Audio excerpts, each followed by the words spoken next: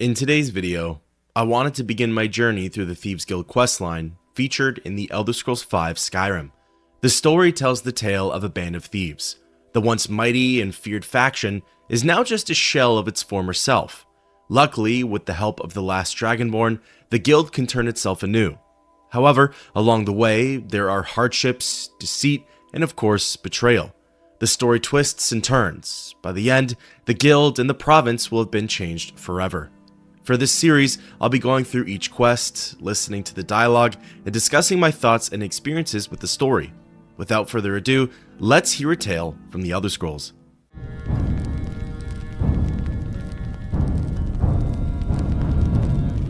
The story begins with the player arriving at the city of Riften. It doesn't quite matter how far along into the game you are or what level your character is. For fun, I decided to use a fresh character. Someone who can still be morphed and shaped by the world around them. By gaining entrance to the city and traveling to the marketplace, I was quickly introduced to the character, Brynjolf. Running a little light in the pockets, lad? Your pockets, they're a little low on coin. I can tell. It's all about sizing up your mark, lad. The way they walk, what they're wearing. It's a dead giveaway. Oh, but that's where you're wrong, lad. Wealth is my business. Maybe you'd like a taste. I've got a bit of an errand to perform, but I need an extra pair of hands. And in my line of work, extra hands are well paid. Simple. I'm going to cause a distraction. You're going to steal Medesi's silver ring from a strongbox under his stand. Once you have it, I want you to place it in Brynjolf's pocket without him noticing. There's someone that wants to see him put out of business permanently. That's all you need to know. Now, you tell me when you're ready, and we'll get started. Good. Wait until I start the distraction, then show me what you're made of. You might recognize this mission from the main story's own questline. During a cornered rat, the player can perform this task in exchange for information on Esbern. So, unlike its predecessors, Skyrim's Thieves Guild is a little easier to come by. As of right now, my character's sneak skill is pretty abysmal. What's nice about Brynjolf's scheme though is that it's fairly beginner friendly. The Nord does a great job at distracting the locals, and everything else is well set up for me. Sneaking by Medesi's stand, the sliding door is secured by an apprentice level lock, while the strongbox itself is only novice level. Inside, I found a handful of goods, including the aforementioned silver ring. Stealing it, it was now time for part 2 of the plan. Brynjolf was sitting by some crates near Brynjolf's show. In between the piles of crates was the perfect opening. It was just wide enough for me to gain access to the Dunmer's inventory without being seen by anyone. Even though everything was perfectly set up, it doesn't always mean that things are going to go as planned. If anything, this experience taught me that there will be some trying times with the faction. Reverting back and attempting it again, this time things went a lot smoother. Everything was all said and done, Brynjolf dismissed the crowd, and Brynjolf was none the wiser. Looks like I chose the right person for the job. And here you go. Your payment, just as I promised. The way things have been going around here, it's a relief that our plan went off without a hitch. Nah, my organization's been having a run of bad luck, but I suppose that's just how it goes. But never mind that. You did the job, and you did it well. Best of all, there's more where that came from, if you think you can handle it. All right then, let's put that to the test. The group I represent has its home in the Ratway beneath Riften, a tavern called the Ragged Flagon. Get there in one piece, and we'll see if you've really got what it takes. Not a bad introduction to the guild by any means. I got my hands dirty and got paid doing it. Shortly after the conversation ended, I got to see the aftermath of my actions. All right, Brynjolf, turn out your pockets. We know you have it. Have what? What in blazes are you talking about? Don't play stupid. I said turn out your pockets. Now. I'm telling you, I don't... Wait, what's this ring?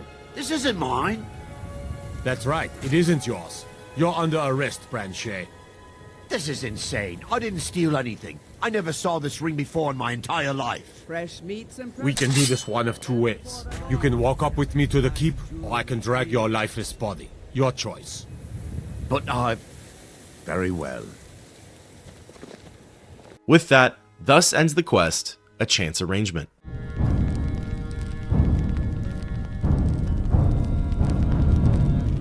Often, when this quest is over, the player needs to descend to Riften's Ratway for one reason or another. Like I said before, it's either to locate Esbern, or perhaps you're already willing to take up Brynjolf on his offer.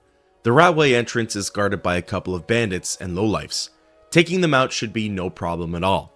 Personally, I use this time to work on my sneak attack skills and sneaking in general. One of the NPCs you'll come across is John the Fist. He's got quite the unique gear piece, and it's one that would be very useful for this upcoming quest. John dons the Gloves of the Pugilist, a pair of gauntlets that enhances unarmed strikes by 10 additional damage points. After meandering through the rest of the zone, I soon came across the Ragged Flagon. The tavern was everything I expected from a bar in the sewers. Dank, dark, and musty, yet somewhat inviting. As I approached the counter, I heard Brynjolf speaking with the barkeep. Give it up, Brynjolf. Those days are over. I'm telling you, this one is different. We've all heard that one before, Bryn. Quit kidding yourself. It's time to face the truth, old friend. You, Vex, Mercer, you're all part of a dying breed. Things are changing. Dying breed, eh? Well, what do you call that, then? Well, well. Color me impressed, lad. I wasn't certain I'd ever see you again. Reliable and headstrong? You're turning out to be quite the prize. So, now that I've whetted your appetite with our little scheme at the market, how about handling a few deadbeats for me? They owe our organization some serious coin, and they've decided not to pay. I want you to explain to them the error of their ways. Kirava, Bersi Honeyhand, and Helga. Do this right, and I can promise you a permanent place in our organization.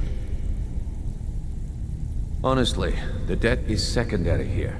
What's more important is that you get the message across that we aren't to be ignored. A word of warning, though. I don't want any of them killed. Bad for business. Good. If you need any details on your marks, I'll be here. Now get going. Seems like an easy enough task, and what's more, it's centered around some good old-fashioned brawling. Hence why the Gloves of the Pugilist are going to come in handy here. All three marks are located in Riften, and each target owns or runs some sort of business. The first place I went into was the Bee and the Barb. This is one of Riften's taverns, and the barkeep is Kirava. Here for a room or something to drink? Show me some coin first. I've already told that buffoon that I'm not paying you people a single coin. Look around you. I'm barely keeping this rat hole together. The war's seen to that. Come on, give it your best shot. Even with the gloves, and my character being a bloodthirsty orc, Kirava put up an excellent fight. The brawl was extremely close, and we were neck and neck all the way up until the end. Luckily though, by the end of it, I was the one to deliver the final blow. After the Argonian regained her footing, she conceded and tossed the debt my way. The next place I entered was the Pawn Prawn, and its proprietor was Bersi Honeyhand. So, can I interest you in anything today? What? Oh, it's one of you people. So Brynjolf doesn't even bother to show up himself anymore, eh? What's this message?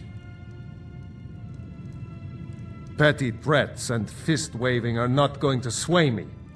You people are all talk, and everyone knows it. You demand payment for protection, and you can't even protect yourselves. Don't fool yourself. It's only a matter of time before you people are run out of Riften. I'm going to make you sorry for this. Bersi, the tough old Nord, was actually much weaker than Kirava. What's funny is that I'm pretty sure his wife, Drifa, was cheering me on the whole time. Get him! After a couple of punches, the Nord went down. Soon he stood back up and reluctantly handed over his 100 gold debt. With 2 out of the 3 jobs completed, the last person I needed to speak with was Helga at her bunkhouse. However, it appeared as though word of my methods was already spreading. It's you. Please, don't hurt me. I know who you are. You've been terrorizing the entire city. Please, there's no need for that here. Message understood. Here, I even have the payment.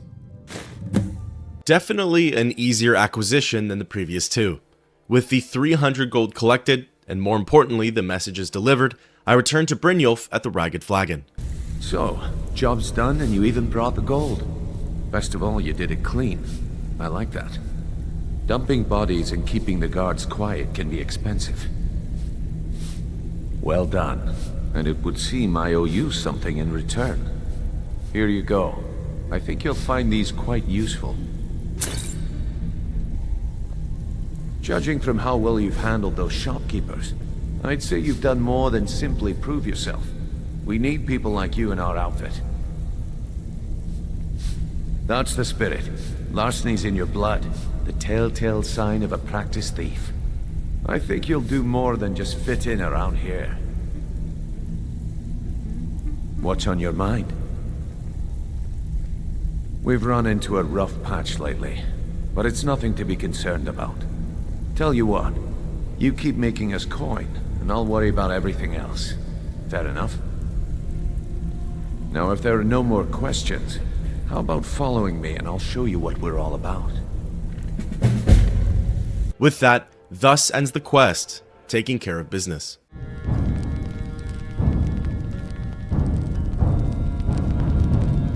Following Brynjolf, he leads me to a secret passageway and then into a whole new area. Breaking the fourth wall a bit here, I've only ever done Skyrim's Thieves Guild Questline once, and that was many years ago. So there are a lot of details that I genuinely don't remember, like the cistern. That's one of the reasons I was super excited to do this story. It almost feels like a brand new questline. As I continued to follow Brynjolf, he soon led me to the center of the cistern. This is where he introduced me to another member of the guild, Mercer Frey. Mercer, this is the one I was talking about. Our new recruit.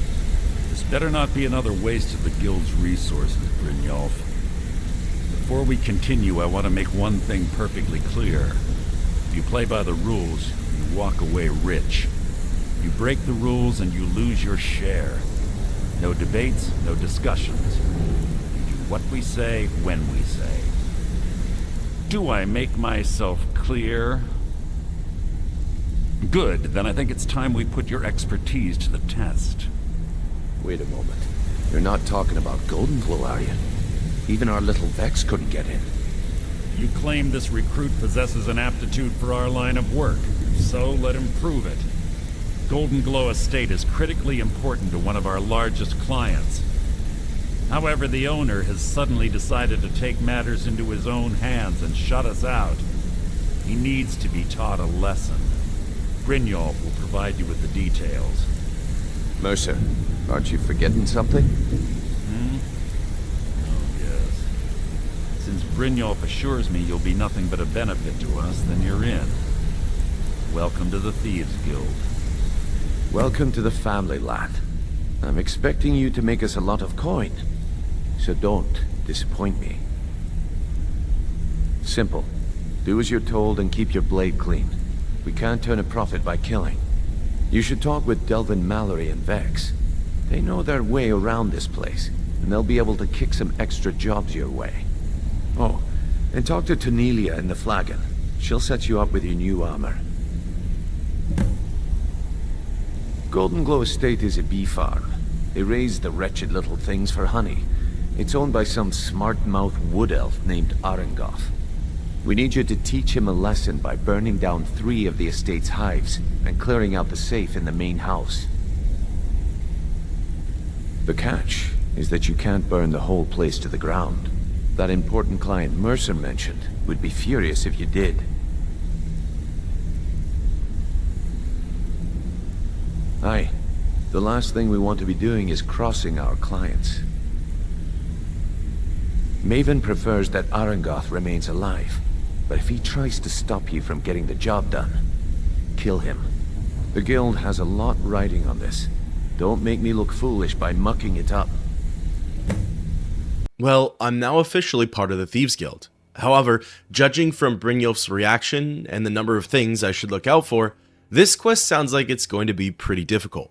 Infiltrating an island, clearing out the safe, and then burning down some beehives, all while dodging mercenaries and keeping out of Arangoth's way. While I won't get too into it, one thing I really appreciated about the Thieves Guild is just how much work went into the NPCs' backstories and personalities. In fact, Skyrim does a really good job at fleshing out its characters, as it's a detail I've noticed while playing through the other faction storylines. Talking to each NPC, I feel like I got to live through their story. Their backgrounds really could have been any player's headcanon, and even though they probably won't play a major role in this story, it feels like they already have. Before leaving for Golden Glow Estate, I quickly chatted with Vex in order to get more information. Before we begin, I want to make two things perfectly clear. One, I'm the best infiltrator this rat hole of a guild's got. So if you think you're here to replace me, you're dead wrong. And two, you follow my lead and do exactly as I say. No questions, no excuses. Then we understand each other. Good. Now, it's time to get your feet wet, and I don't want to waste a lot of time talking about anything but business. Yeah, I did. That wood elf's wit. He's a lot smarter than I expected. Can you believe that fetcher had more than tripled the guard? There must have been 8 of them in there. It was like he was daring us to come and get him. Well, there's an old sewer tunnel that dumps into the lake on the northwest side of the island. That's how I slipped in there. Should still be unguarded. If there are as many mercenaries as everyone says there is, then maybe the sewer entrance might be my best bet, especially if it's unguarded. After receiving my Thieves Guild gear from Tonilia, light armor that enhanced my carrying capacity, speechcraft, lockpicking, and bartering, I was finally ready to set off. Golden Glow Estate is located just west of Riften. From a distance, things look fairly tame, just a big lodge with some beehives connected to it. However, upon getting in close, I discovered just how tight things really were. As soon as I stepped foot on land, the guards were immediately alerted to my presence. With no time to react, I ducked into the sewer and began my journey. To be honest, while the sewer is certainly safe from mercenaries, if I had to do this all over again, I don't think I'd waste my time going through it. I had to fight my way through a handful of skeevers, which is fine, but I expected the sewer system to lead me inside of the estate. Instead, I was just spat out by the front entrance, an area which was already easily accessible in the first place. In any case, I picked the estate's expert level lock and began my heist. I actually enjoyed myself a lot more in here than I thought I would have. There were quite a few guards in the estate, and I could frequently hear them walking around, but their placement was very beginner friendly. Their backs were often turned and they moved incredibly slowly. From the main area, I had my choice of 2 quest markers, one leading downstairs to the safe, and the other going upstairs for the key to said safe. Choosing the key route first, slipping by the guards, was a piece of cake. In no time, I had access to the second floor. From here, things got strange. The guard presence was stepped up a little, which is fine as sneaking past them turned out to be no issue. However, it was when I got to Arangoth's room that I had a jarring experience. The Bosmer, which turned out to be a high elf, was hiding in the corner. He was crouched behind a shelving unit, almost as if he was expecting me. Occasionally, he would even detect me, and I fully thought this would have raised the alarms. And yet, nothing happened. What's more, he'd even speak to me. He'd call his mercenaries worthless, say that he knew things would get to this point, but he had very little choice. I learned after the fact that Arangoth could have been spoken to. If so, I would have received more lore and info on the quest and future events. However, that little extra bit of knowledge gets revealed later by Brynjolf anyways. Successfully sticking my hand in his pocket and taking the key right in front of him, I was free to return to the main floor of the estate. From there, gaining access to the basement was as easy as picking the nearby lock. Most of the mercenaries down here were distracted or simply out of the way. However, there was one guard who was underpaid and overqualified.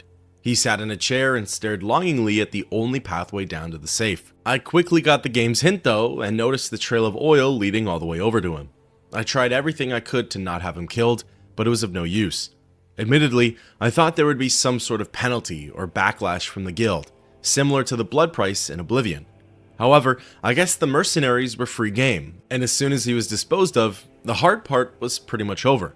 Just down the stairs, I was able to find the Golden Glow bill of sale, as well as 115 gold. I never got the chance to read the bill. However, looking it up after the fact, it says, Arangoth. This document acknowledges the sale of Golden Glow estate and all property, assets, and materials contained within. Payment of the property has been made in full by Gulamai, as an agent on behalf of the buyer. All dealings with the Thieves Guild in Riften is to seize immediately. To deter any possible retribution for this act, you are to take immediate steps to protect our assets in any way you see fit. I think you'll find that the Thieves Guild is far more bark than bite, and will likely avoid Golden Glow estate rather than thin their already dwindling numbers. Good luck, and may this be the start of a long and lucrative partnership. From the basement, there's actually a trapdoor that leads down into the sewer system. So, I suppose Vex's advice wasn't all for nothing. All that was left to do now was burn down some of the beehives. Wandering across the grounds was a little unnerving. I didn't quite know where the guards were patrolling or stationed, but my sneak skill kept increasing, meaning they were pretty close by. No matter though, as I was able to shoot straight for the hives and equip my flame spell. Blasting 3 of the structures, they quickly caught on fire, and I made my getaway before the guards could arrive on scene. Watching the property burn, I popped open my map and fast traveled back to the guild hall. Word on the street is Golden Glow's been hit. Good job, lad. Let me take a look at what you found. Arangoth sold Golden Glow? What's that idiot thinking? He has no idea the extent of Maven's fury when she's been cut out of a deal. But I'm certain he'll find out. If only the parchment had the buyer's name instead of this odd symbol. Any idea what that might be? Blast. Well, I'll check my sources and speak to Mercer. But for now, you're off to speak to Maven Blackbriar. She asked for you by name. Don't sound so eager. It's not a social visit. It's business. That's between you and Maven, and I prefer to keep it that way. Don't worry about it. Maven's business dealings usually involve quite a bit of gold for her people. Ha, of course, your pay. You're smart as a whip, lad. Keep doing right by us, and there's plenty more where that came from. Until next week. With that, thus ends the quest, loud and clear.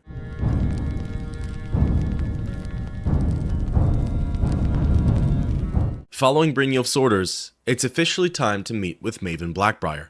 If anything, it feels like she's the true head of the guild, as it seems as though she's the one who's calling the shots. Entering the Bee and the Barb, I went upstairs and located the matron of the brewery. So you're the one. You don't look so impressive. Is that confidence I hear? Or is it arrogance? Strange how often they're confused. You have to understand, it's been a long time since Brynjolf sent me anyone I can rely on.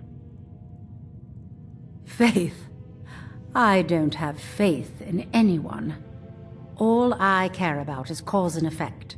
Did the job get done, and was it done correctly? There's no gray area. I hope not. This is an important job. I have a competitor called Hunningbrew Meadery that I want to put out of business. I also want to know how they managed to get the place up and running so quickly. Head to the Bannered Mare in Whiterun and look for Malus Macius. He'll fill you in on all the details. Some layabout named Sabjorn. Been a thorn in my side for the last few years now. Not a day goes by that I don't regret letting Sabjorn get as far as he did. In only a few short years, he's taken that bile he calls mead to market, and a chunk of my profits with it. I can't imagine where he found the gold to take it to market so quickly. Exactly. With Sabjorn in prison, his meadery will be forced to close. Then I swoop in and take over the place. No more competition. The Golden Glow estate job has undoubtedly interrupted the supply of honey I need to make my mead. Sabjorn could use this interruption to his advantage and collect a larger share of the market. I can't have that. Definitely an interesting request. Like I said, she seems like the true shot caller for the guild. In any case, a job's a job, and this one was actually pretty fascinating. Exiting the tavern, I fast-traveled over to Whiterun. Machias could be found in the Bannered Mare, and speaking with him, he revealed the whole plan. Can't a man drink in peace? I'm gonna keep this short because we've got a lot to do. Haunting Brew's owner, Sabjorn, is about to hold a tasting for Whiterun's Captain of the Guard, and we're going to poison the mead. No, that's the beauty of the whole plan. We're going to get Sabjorn to give it to us. The meadery has quite a pest problem, and the whole city knows about it. Pest poison and mead don't mix well. You know what I mean? You're going to happen by and lend poor old Sabjorn a helping hand. He's going to give you the poison to use on the pests, but you're also going to dump it into the brewing vat. Maven and I spent weeks planning this. All we need is someone like you to get in there and get it done. Now get going before Sabjorn grows a brain and hires someone else to do the dirty work. I made the mistake of borrowing coin from Sabjorn. He's allowing me to pay it back, but he's working my fingers to the bone. He treats me like a slave. I have to do every nasty, dirty job in the meadery. If this plan works, not only is my debt gone, but I'll be set up for life. Maven and I worked out a little deal. If Sabjorn ends up in jail, she's going to take over his meadery. And guess who gets to run the Blackbriar meadery in Whiterun? You're looking at him. The plan sounds slick and has potential, but like most things, everything is usually easier said than done. From Whiterun, Haunting Brew Meadery is a straight shot southeast. Arriving at the brewery, I met with the man himself, Sabjorn. What are you gawking at? Can't you see I have problems here? Are you kidding me? Look at this place. I'm supposed to be holding a tasting of the new Haunting Brew Reserve for the Captain of the Guard.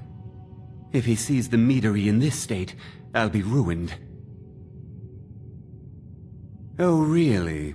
And I don't suppose you just do it out of the kindness of your heart, would you? I hope you're not expecting to get paid until the job's done. Okay. No need to make rash decisions. Here's half. You get the rest when the job's done. My only demand is that these vermin are permanently eliminated before my reputation is completely destroyed. I bought some poison. I was going to have my lazy good-for-nothing assistant Malice handle it, but he seems to have vanished. If you plant this in the vermin's nest, it should stop them from ever coming back. Don't come back until every one of those things are dead. With the introduction out of the way, it's now time to get to work. The basement can be accessed via the brewery's side doors. Down here, I faced a breed of skeever I've never quite seen before. They're called Venom Fangs, and they're placed at level 7, which, believe it or not, was a higher level than my character at the time. Needless to say, Skyrim's vermin were kicking my butt. The basement area weaved in and out of some underground tunnels. Interestingly, those tunnels also contained animal traps. Even with the skeever and frostbite spider threat, somebody was setting them up. What's more, there was also a third NPC type down here, and he caught me by surprise. As I was clearing out the final wave of enemies, a spellcaster named Hamelin popped out of nowhere. Unsure how strong he'd be, I played things safe. Luckily, the Venomfang skeevers ended up being the tougher opponents, and a couple of swings with my war axe ended up doing the trick. In his inventory, Hamelin left behind a journal. That journal actually explains the whole skeever infestation. The regular skeevers, as well as the Venomfangs, were brought over by Hamelin. After being ridiculed and tossed in Whiterun's jail, he managed to escape and sought refuge in the caverns below the meadery. Through his expertise in alchemy, he was able to build an army of skeevers. The ingredients used in the Haunting Brew mead are the same ones needed for Hamelin's elixir. The ultimate goal is to invade and take over Whiterun. I think it's safe to say that with the madman out of the picture, the skeever population will dwindle on its own. However, it's better to be safe than sorry. Making it to the end of the line, I placed the poison in the nest. Right after, I gained access to the boilery. From there, I dropped the remaining pest control in one of the vats. Just like that, the hard part was over. Snagging the key by the door, I returned to Sabjorn just in time. Was something we discussed unclear? Well, it's about time. I had to stall the captain until you were finished. You'll just have to wait until after the captain's finished. I suppose you can wait around if you must.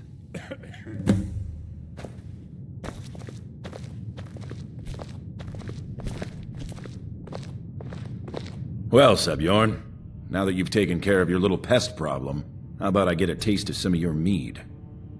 Help yourself, my lord. It's my finest brew yet. I call it Honningbrew Reserve. I think you'll find it quite pleasing to your palate. Oh, come now. This is mead, not some wine to be sipped and savored. By the 8. What's in this? I don't know. What's wrong? You assured me this place was clean. I'll see to it that you remain in irons for the rest of your days. No, please. I don't understand. Silence, idiot. I should have known better to trust this place after it's been riddled with filth. I beg you, please. This is not what it seems. I haven't heard even a scratch at the door. Have you done it? You're in charge here until I can sort this all out. It will be my pleasure. And you're coming with me to Dragon's Reach. We'll see how quickly your memory clears in the city's prisons. Now, move. Look, I assure you this is all just a huge misunderstanding. I said, move. Farewell, Sabjorn.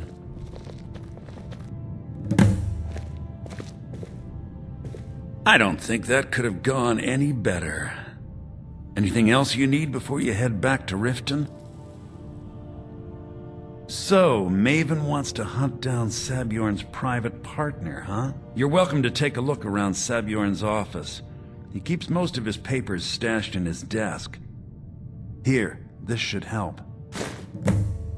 It appears as though the plan went off without a hitch. Honningbrew Meadery is now in the possession of Maven Blackbriar. Her main competition in the brewing game is finished. Before heading back to Riften, I ascended to Sabjorn's office and sifted through his dresser. There, I found something called a promissory note. Taking a peek at it, it reads, Sabjorn, within the enclosed crate, you'll find the final payment. As we discussed, Honningbrew Meadery should now begin brewing mead at full production. In regards to your concerns about interference from Maven Blackbriar, I can assure you that I'll do everything in my power to keep her assets and cronies at bay. This is the beginning of a long and successful future for both of us. Interestingly, this note has the same symbol on it as the Golden Glow bill of sale. Whomever bought the estate also doubled down on Maven's key competition. It looks like they really want the Blackbriars out of business, and what's more, likely the Thieves Guild too. This person, or company, or faction probably knows that the Blackbriars are the guild's last true ally. Fast traveling back to the Rift, I went on inside of the Bee and the Barb and located Maven. I trust you have good news for me?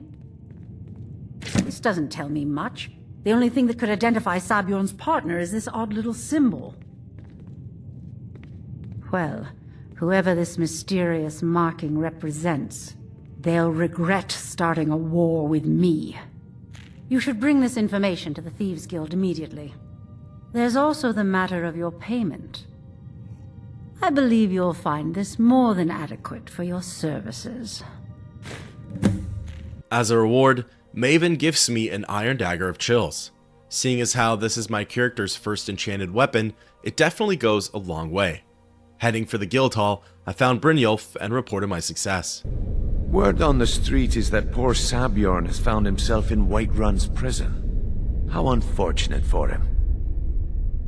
Exactly. Now you're beginning to see how our little system works. Maven sent word that you discovered something else while you were out there.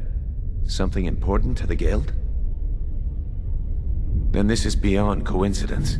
First Arangoth, and now Sabjorn. Someone's trying to take us down by driving a wedge between Maven and the guild. Mercer thinks he knows a way to identify this new thorn in our side.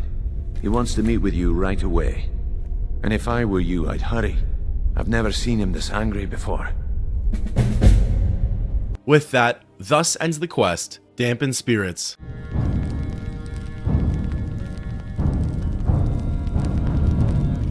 As per the request of Brynjolf, I paid a visit to Mercer Frey. Ah, there you are. I've consulted my contacts regarding the information you recovered from Golden Glow Estate, but no one can identify that symbol. It would seem our adversary is attempting to take us apart indirectly by angering Maven Blackbriar. Very clever.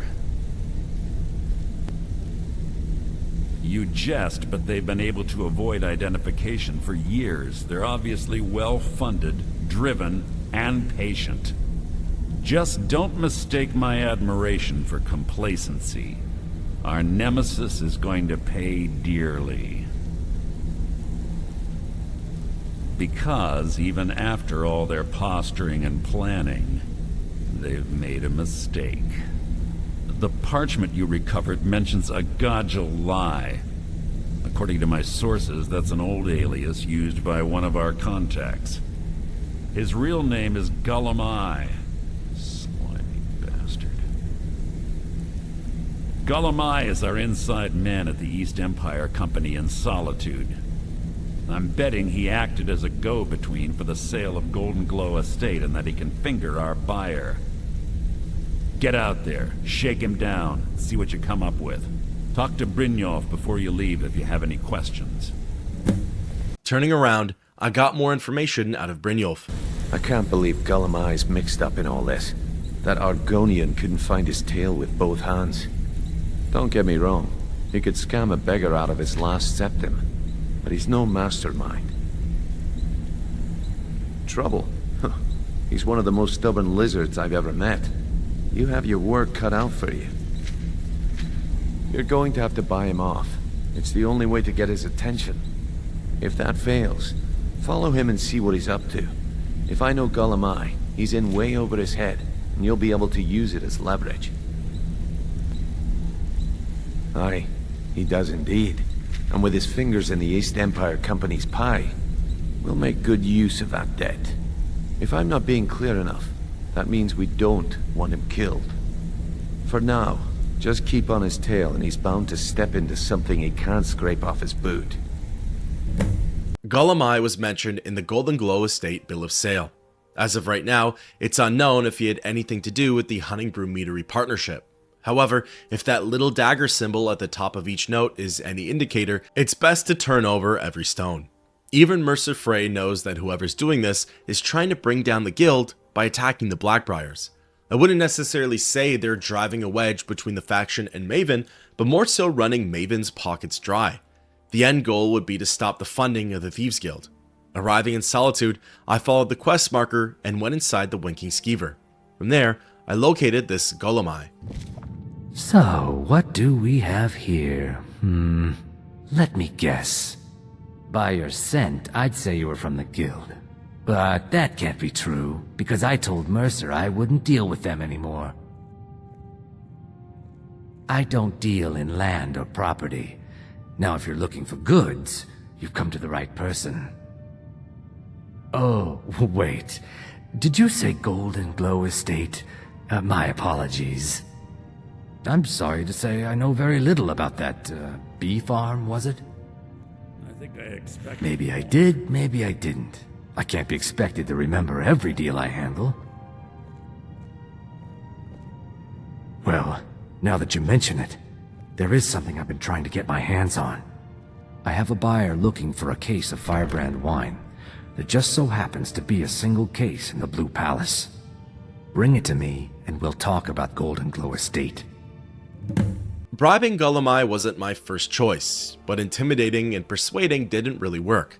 However, I'm more than willing to perform some sort of side gig instead of just paying him the gold. In fact, this little snatch job was incredibly simple. Walking into the Blue Palace, I expected the wine case to be hidden. I thought it'd be locked behind a door, guarded by a couple of watchmen. In reality, it was just sitting on a table, in a completely unguarded hallway right by the entrance. Snagging it took no time at all. and soon I was ready for an explanation from Golemai. Ah, I see you have the wine. Hand it over, and we'll talk. Good. Can't have the buyer getting impatient and looking elsewhere for this, can we? Here, take this. I certainly can't use it, but I suppose I need to pay you something for the goods. Not at all. I consider it an investment in prolonging my life. As far as Golden Glow Estate goes, I'll tell you what I know. I was approached by a woman who wanted me to act as the broker for something big. She flashed a bag of gold in my face and said all I had to do was pay Arangoth for the estate. I brought in the coin and walked away with her copy of the deed. Not at all. I tend not to ask too many questions when I'm on the job. I'm sure you understand. However, I did notice she was quite angry, and it was being directed at Mercer Frey. In this business, we rarely deal in names. Our identity comes from how much coin we carry. Look, that's all I know. I never promised you I'd have all the answers. Now, since our transaction is done, I'll be on my way. I didn't expect to have to bribe the Argonian and still tail him through the city, but here I am. There's nothing like a little shadow mission. Golemai took his sweet time wandering out of Solitude, towards the stables, then to the docks, and finally over into the East Empire Company warehouse. The warehouse is where things really started to pick up. Before, Golemai didn't really care about me following him. At this point, he still probably doesn't, but his co-workers and peers in the warehouse are certainly less friendly. Golemai does a whole tour around the space. He casually walks around the docks, twisting, turning, and meandering through the maze-like interior. The further in he got, the more guard presence I had to deal with. While there were rafters, crates, and barrows for my character to hide in, I found the waters below to be the best hiding spot. Hopping in there and diving down for a couple of seconds, the guards would pretty much lose interest right away. At one point, I could swim underneath the docks while still following the Argonian, so I was sitting pretty for a good while. Eventually though, Golemai finished his tour and went on over to a whole new area. I followed him, and this is when things continued to escalate. After entering Brinewater Grotto, my sole objective was to confront Golemai. The catch is that this grotto was teeming with bandits. Since Golemai was seemingly able to walk past them, no problem, I'd say it seems they have a bit of a deal going on. What's more, there are unbelievable amounts of cargo in here. This is all swiped from the East Empire Company's docks. This is all product that the Thieves Guild used to move for the Argonian. With it, the faction probably could have returned to their former glory. This could have been enough to set them on the right path and to become the mighty, successful guild they once were. Instead, Golemai appears to be creating his own gang of smugglers and thieves. Surely, the guild will not be happy about this. Trying to keep in line with the Thieves Guild rules, I did my best to avoid most of the bandits. Swimming down the channel of water actually worked wonders. I'd be able to pass right in front of the bandits, and none of them seemed to care.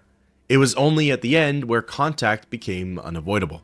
In order to reach Golemai, I had to get out of the water. The Argonian was guarded by 3 bandits. Confronting him would have been hard to do with all of them around. So I decided, just for those 3, to make my presence known. Slicing into them with my enchanted iron dagger, I cut them down no problem. Once all of the nearby threats were taken care of, I approached Golemai. Now there's no need to do anything rash. This isn't as bad as it seems. I was gonna tell Mercer about everything, honestly. Please, he'll have me killed.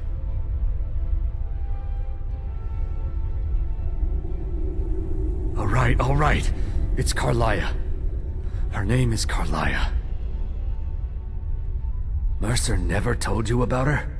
Carlia is the thief responsible for murdering the previous guildmaster, Gallus. Now she's after Mercer. Help? No. Look, I didn't even know it was her until after she contacted me. Please, you have to believe me. I don't know. When I asked her where she was going, she just muttered, "Where the end began." Here, take the Golden Glow estate deed as proof. And when you speak to Mercer, tell him I'm worth more to him alive. Carlia, the murder of Gallus, the Thieves Guild's old guildmaster, and where the end began, none of it really made sense to me. I've never heard these names before. However, maybe to Mercer or Brynjolf, the puzzle will reveal itself. Exiting Brinewater Grotto, I fast traveled back to the guild and reported to Frey. Did Gullamai give up any information on our buyer? No, it can't be. I haven't heard that name in decades. This is grave news indeed. She's someone I hope to never cross paths with again. Carlia destroyed everything this guild stood for. She murdered my predecessor in cold blood and betrayed the guild. After we discovered what she'd done, we spent months trying to track her down, but she just vanished. Carlia and I were like partners. I went with her on every heist. We watched each other's backs. I know her techniques, her skills. If she kills me, there'll be no one left that could possibly catch her. If only we knew where she was. There's only one place that could be. The place where she murdered Gallus. A ruin called Snowvale Sanctum. We have to go out there before she disappears again. Yes, I'm going with you, and together we're going to kill her. Here's your payment for solitude. Prepare yourself and meet me at the ruins as soon as you can. We can't let her slip through our fingers. With some background information given on Carlia and Gallus, things are starting to make more sense. With that, thus ends the quest, Scoundrel's Folly.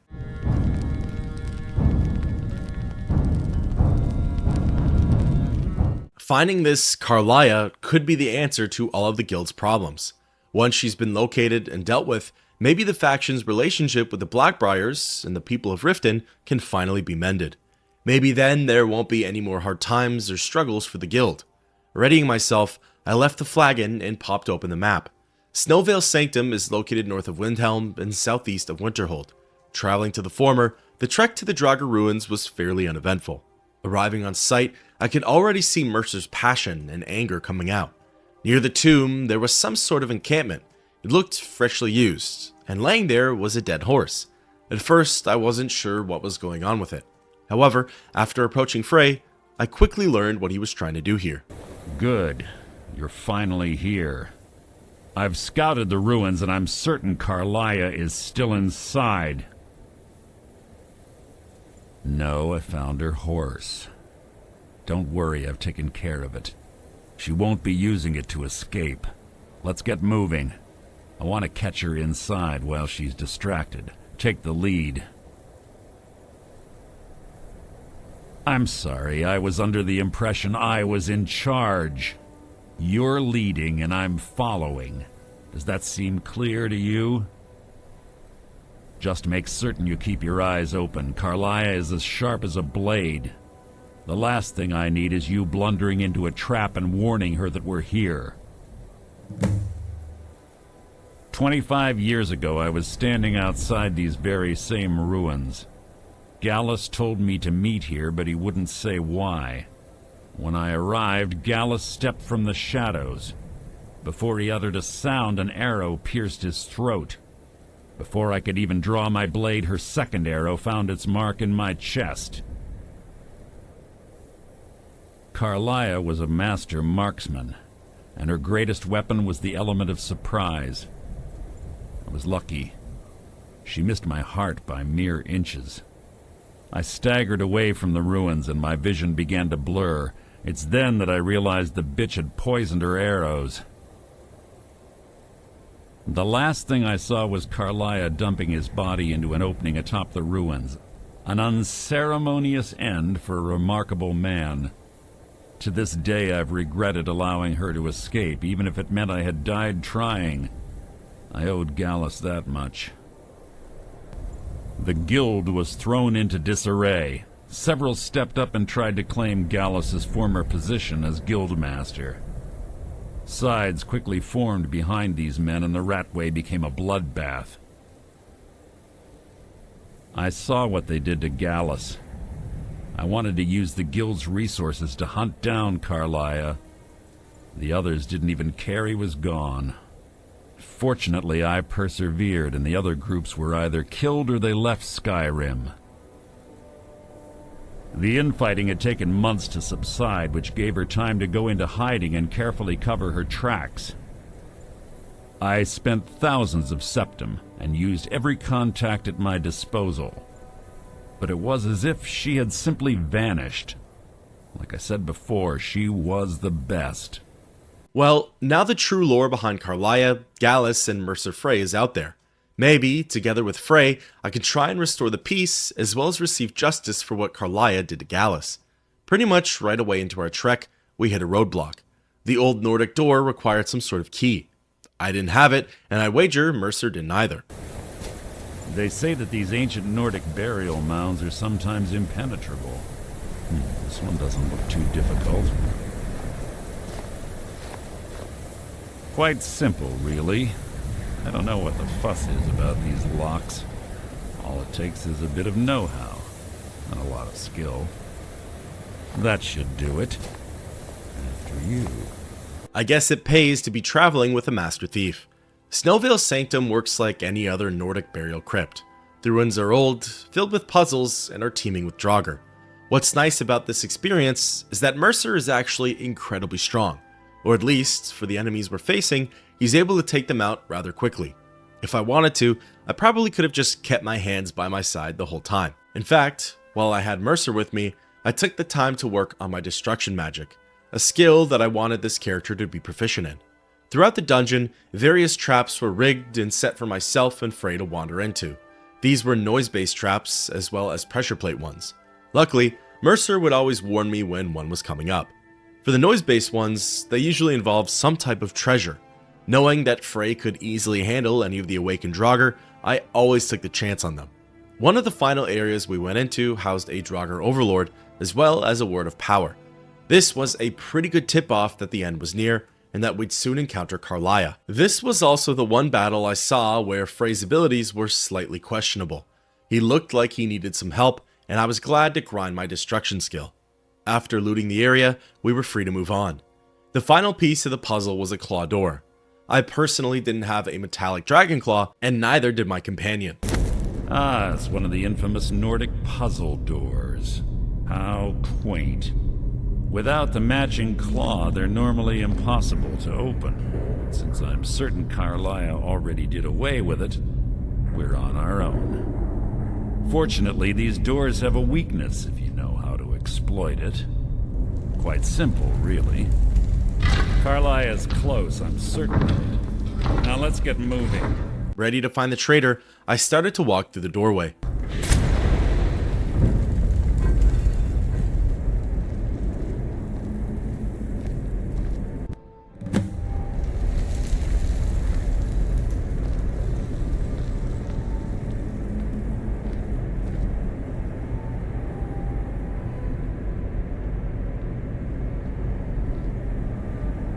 Do you honestly think your arrow will reach me before my blade finds your heart? Give me a reason to try. You're a clever girl, Karliah. Buying Golden Glow Estate and funding Honningbrew Meadery was inspired. To ensure an enemy's defeat, you must first undermine his allies. It was the first lesson Gallus taught us. You always were a quick study. Not quick enough, otherwise Gallus would still be alive. Gallus had his wealth and he had you. All he had to do was look the other way. Did you forget the oath we took as Nightingales? Did you expect him to simply ignore your methods? Enough of this mindless banter. Come, Karliah. It's time for you and Gallus to become reunited.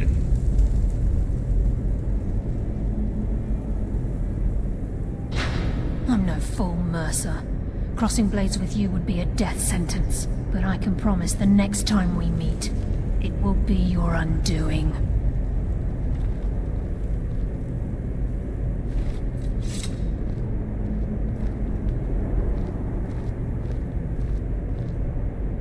How interesting. It appears Gallus's history has repeated itself. Karliah has provided me the means to be rid of you, and this ancient tomb becomes your final resting place. But do you know what intrigues me the most? The fact that this was all possible because of you. Farewell. I'll be certain to give Brynjolf your regards.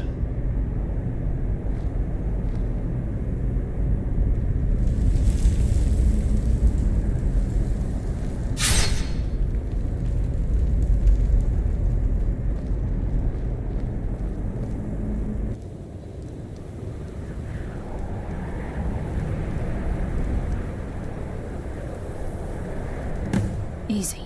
Easy. Don't get up so quickly. How are you feeling? No, I saved your life. My arrow was tipped with a unique paralytic poison. It slowed your heart and kept you from bleeding out. Had I intended to kill you, we wouldn't be having this conversation. My original intention was to use that arrow on Mercer, but I never had a clear shot. I made a split-second decision to get you out of the way, and it prevented your death. More than you'll ever realize. The poison on that arrow took me a year to perfect. I only had enough for a single shot. All I had hoped was to capture Mercer alive. Mercer must be brought before the guild to answer for what he's done. He needs to pay for Gallus's murder. My purpose in using Snowvale Sanctum to ambush Mercer wasn't simply for irony's sake. Before both of you arrived, I recovered a journal from Gallus's remains. I suspect the information we need is written inside. I wish I knew. The journal is written in some sort of language I've never seen before. Enther. Gallus's friend at the College of Winterhold. Of course. It's the only outsider Gallus trusted with the knowledge of his Nightingale identity. There were 3 of us. Myself, Gallus, and Mercer. We were an anonymous splinter of the Thieves Guild in Riften. Perhaps I'll tell you more about it later. Right now, you need to head for Winterhold with the journal and get the translation. Here, take these as well. They may prove useful for your journey. The truth finally reveals itself. In a shocking twist, it appears as though Mercer Frey was the one who murdered Gallus and then blamed Carlia for it. As of right now, it's unknown what these methods were that the guild frowned upon. But one thing's for sure, with Frey running the show, the guild will never be restored to its former glory, and no member is safe. Hopefully this new alliance with Carlia can help things get back on track. With that, thus ends the quest, Speaking with Silence.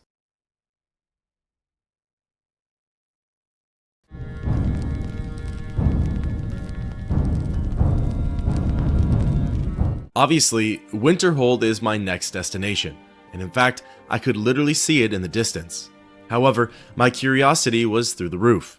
I wanted to know if Mercer Frey could be found back at the guild. I also wanted to know if there was any way I could talk about things with the other members of the faction. Unfortunately, the answer to both of those questions is no.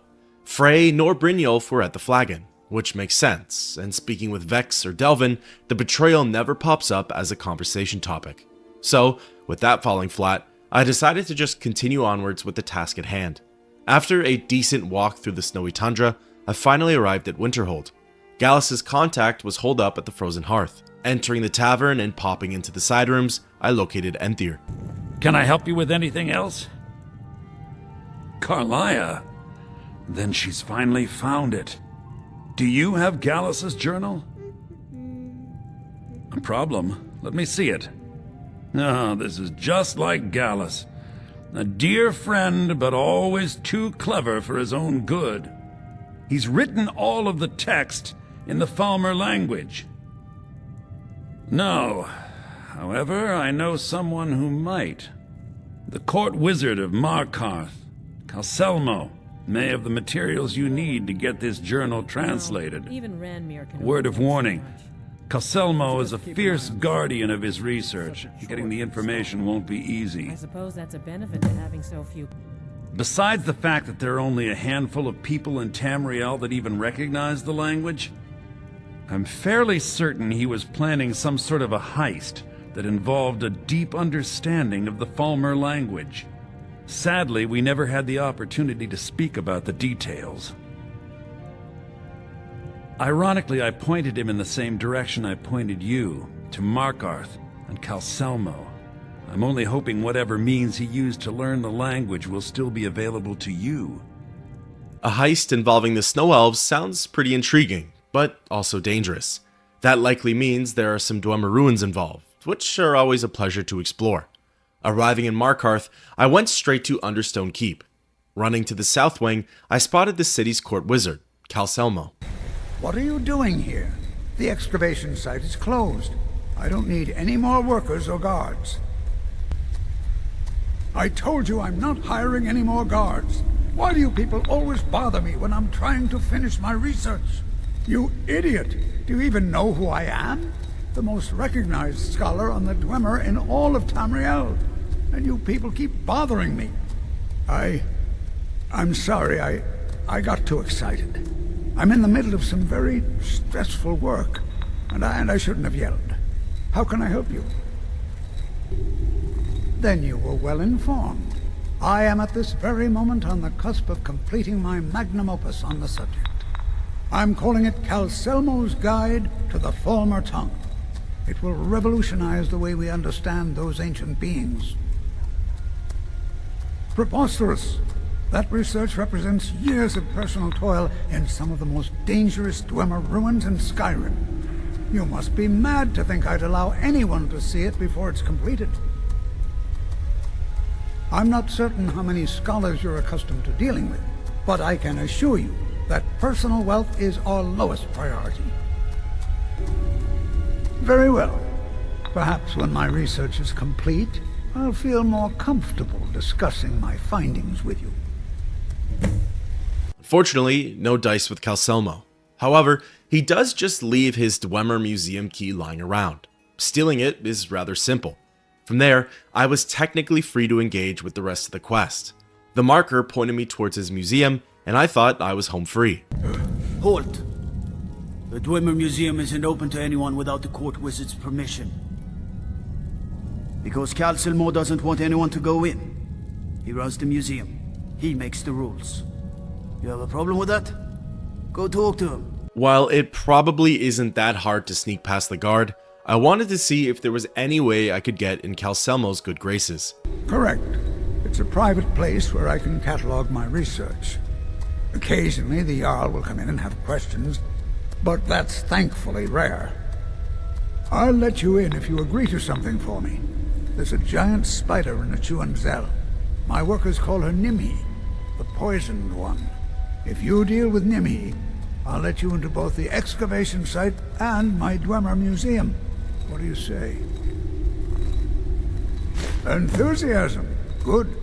Here's the key to the dig site. Now, something worth mentioning is that helping Calselmo will only get you so far into this upcoming heist. If I had to do everything all over again, I probably would have just snuck my way into the museum. Regardless, Chuanzel is attached to Understone Keep. For the most part, the ruins are fairly void of life, or at least the first zone is. There's a bunch of tools, scraps, and containers, showing that, up until recently, this region was being operated out of. A little down the line, I came into contact with some frostbite spiders. For some reason, I assumed Calselmo was talking about dwarven spiders, and not the actual living arachnids. Fortunately, I only needed to defeat around 3 or so before I faced off against Nimhi. Nimhi is like any other giant frostbite spider, a decent challenge, but if you take the battle seriously, you shouldn't have any issues. Once the beast was vanquished, I was ready to return to Calselmo. Before I left though, there was something that caught my eye. A random legionnaire's corpse was on the ground. His name was Elpheus, and right by his body, there were some leftover notes. Reading them prompted the start of an all-new side quest. Looking ahead, I could see that Chuanzel continued onwards into a whole new area.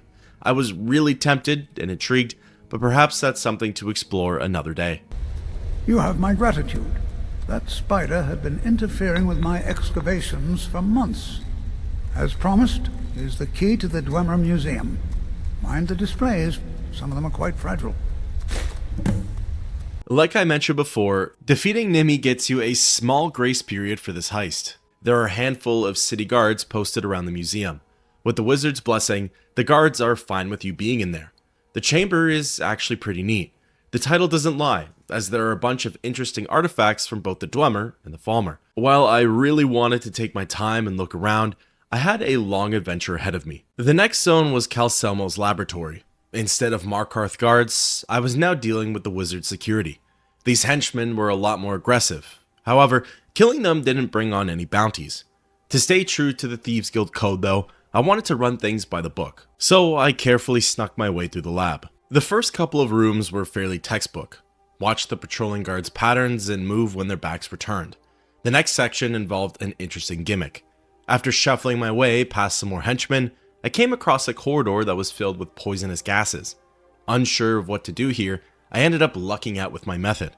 Counteracting the damage with a double healing spell worked wonders. From there, it was back to sticking to the shadows. The final chamber of the laboratory was the trickiest part though. I had to sneak past the guard, as well as Calcelmo's nephew, Akentar. As it would turn out, there's actually a trap that sends the two men running out of the room, making the next move as simple as can be. However, I didn't know that until after the fact. So my method here was a little riskier, but it ended up working out in the end. When the time was right, I threaded the needle and rushed behind both men's backs. Akentar got suspicious and left his seat. Taking advantage of his new position, I managed to sneak around the corner. This roused a bit of suspicion from Calcelmo's nephew, enough to where he insisted on following me part of the way. However, as time pressed on, Akentar's worries went away and I was pretty much home free. The young Altmer was actually stuck in some sort of loop. As I gently walked behind him, he kept telling the Void that it wasn't supposed to be here and that he thinks it should leave. From the lab, I was able to gain access to the wizard's balcony. This was a small secluded area that allowed me to catch my breath and plan out the rest of the heist. From the balcony, I was able to get into Calcelmo's wizard tower. At the moment, there was nobody else in here, so I was free to move around and make a bunch of noise. At the center of the tower, I managed to reach Calcelmo's stone, the Falmer translation. Unfortunately, this was a slab of rock that was impossible to move, meaning that I was going to need to make some sort of copy of it. Wandering around the tower, I looked for some sort of journal or book that might have been the pocket version.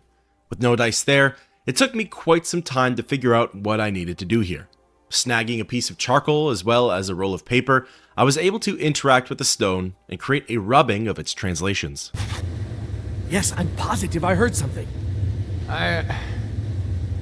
right. If there is a thief, he won't leave this tower alive.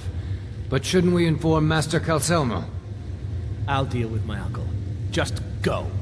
Scour this place from top to bottom. Akentar and 3 of the guards were now blocking my exit. As they searched all over the tower, I scanned for ways to leave undetected. Most of the guards shot straight for the upper floor. Another had his back turned to the exit. Thinking I was home free, I dropped down and ended up falling right in front of Akentar. I guess I startled him though, as he stood up, screamed, and ran away. Taking advantage of the moment, I fled the tower and rode Markarth's waterfall to safety. With the inscription in my inventory, I fast traveled back to Winterhold and sought out Enthir. This time, he was in the tavern cellar, and he was accompanied by Carlia. I suppose it would be inappropriate of me to ask how you obtained this, so I simply won't. A rubbing, eh? Odd. I expected notes. I understand. Now, let me take a good look at this. Over here, please.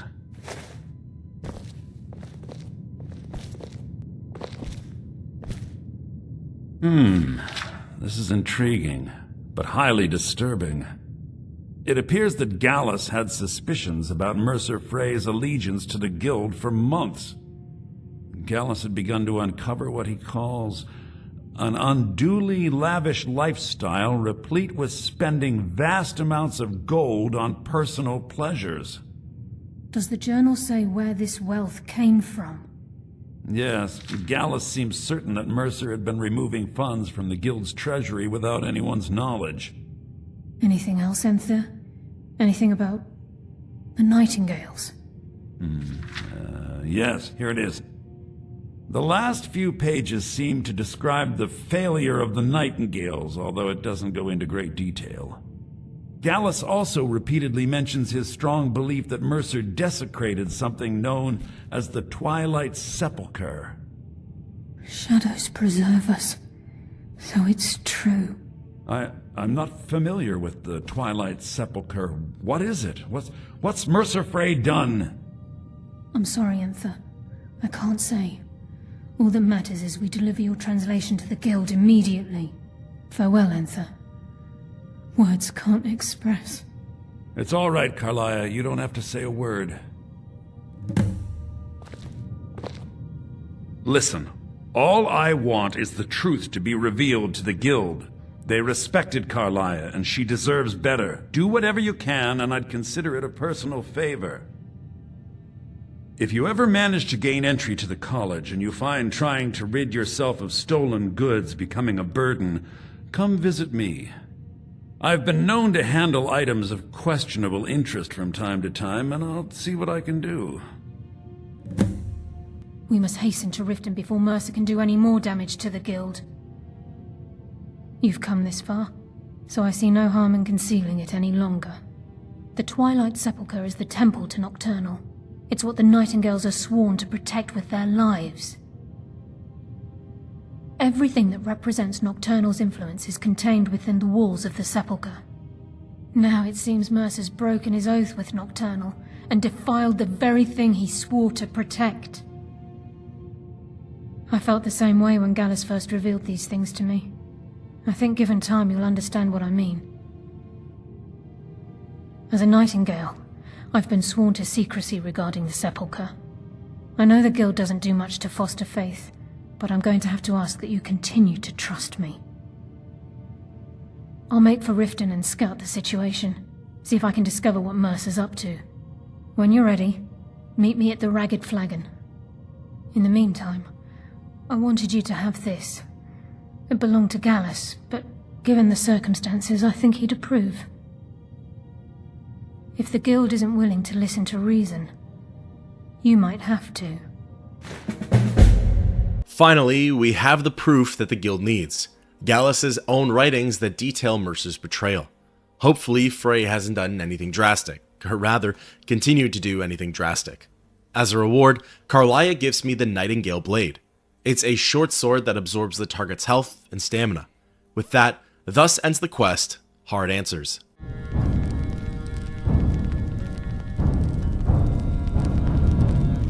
From Winterhold, I made my way over to the Rift. It was finally time to face my guildmates. Hopefully they'll listen to reason and hear out Karliah. It's been quite some time though since the whole incident with Frey and Gallus, so who knows how deep that hatred runs. I'm glad you're here. I think some of these people are beginning to suspect who I am. Are you ready to face the Guild? Keep your eyes open. I'm not sure what to expect when we enter the cistern. Following Karliah, everything seemed fine in the Ragged Flagon. Tonilia, Dirge, and Vekel didn't say anything to me or her. However, Vex and Delvin were nowhere to be found. Upon gaining access to the cistern, it was quickly revealed why. You better have a damn good reason to be here with that murderer. Please, lower your weapons so we can speak. I have proof that you've all been misled. No tricks, Karliah, or I'll cut you down where you stand. Now what's this so-called proof you speak of? I have Gallus's journal. I think you'll find its contents disturbing. Let me see. No, it can't be. This can't be true. I've known Mercer too long. It's true, Brynjolf. Every word. Mercer's been stealing from the Guild for years, right under your noses. There's only one way to find out if what the lass says is true. Delvin, I'll need you to open the vault. Wait just a blessed moment, Bryn. What's in that book? What did it say? It says Mercer's been stealing from a vault for years. Gallus was looking into it before he was murdered. How can Mercer open up a vault that needs 2 keys? It's impossible. Could he pick his way in? That door has the best puzzle locks money can buy. There's no way it can be picked open. You didn't need to pick the lock. What's she on about? Use your key on the vault, Delvin. We'll open it up and find out the truth. I've used my key, but the vault's still locked up tighter than a drum. Now use yours. 28. It's gone. Everything's gone. Get in here, all of you.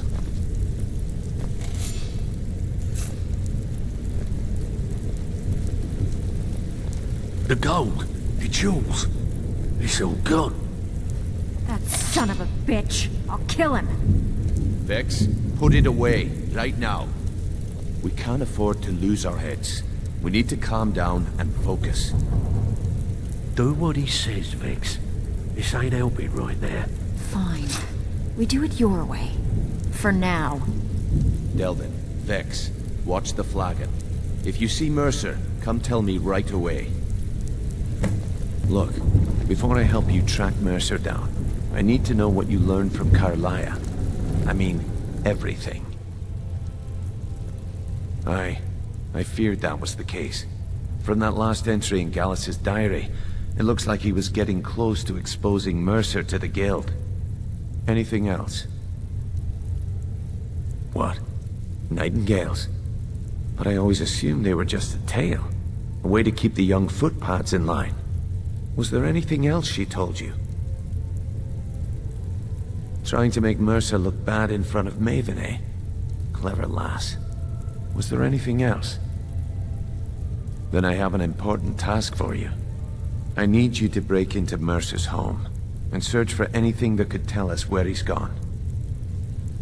Aye. A gift from the Blackbriars after they kicked the previous family out. Place called Riftweald Manor. He never stays there, just pays for the upkeep on it. Hired some lout by the name of Vold to guard the place. Be careful, lad.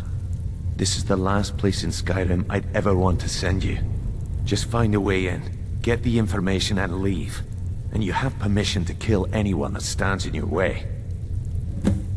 Well, there's certainly a lot to unpack from that. The guild seemingly welcomed back Carlia, or they're at least on cordial terms with one another.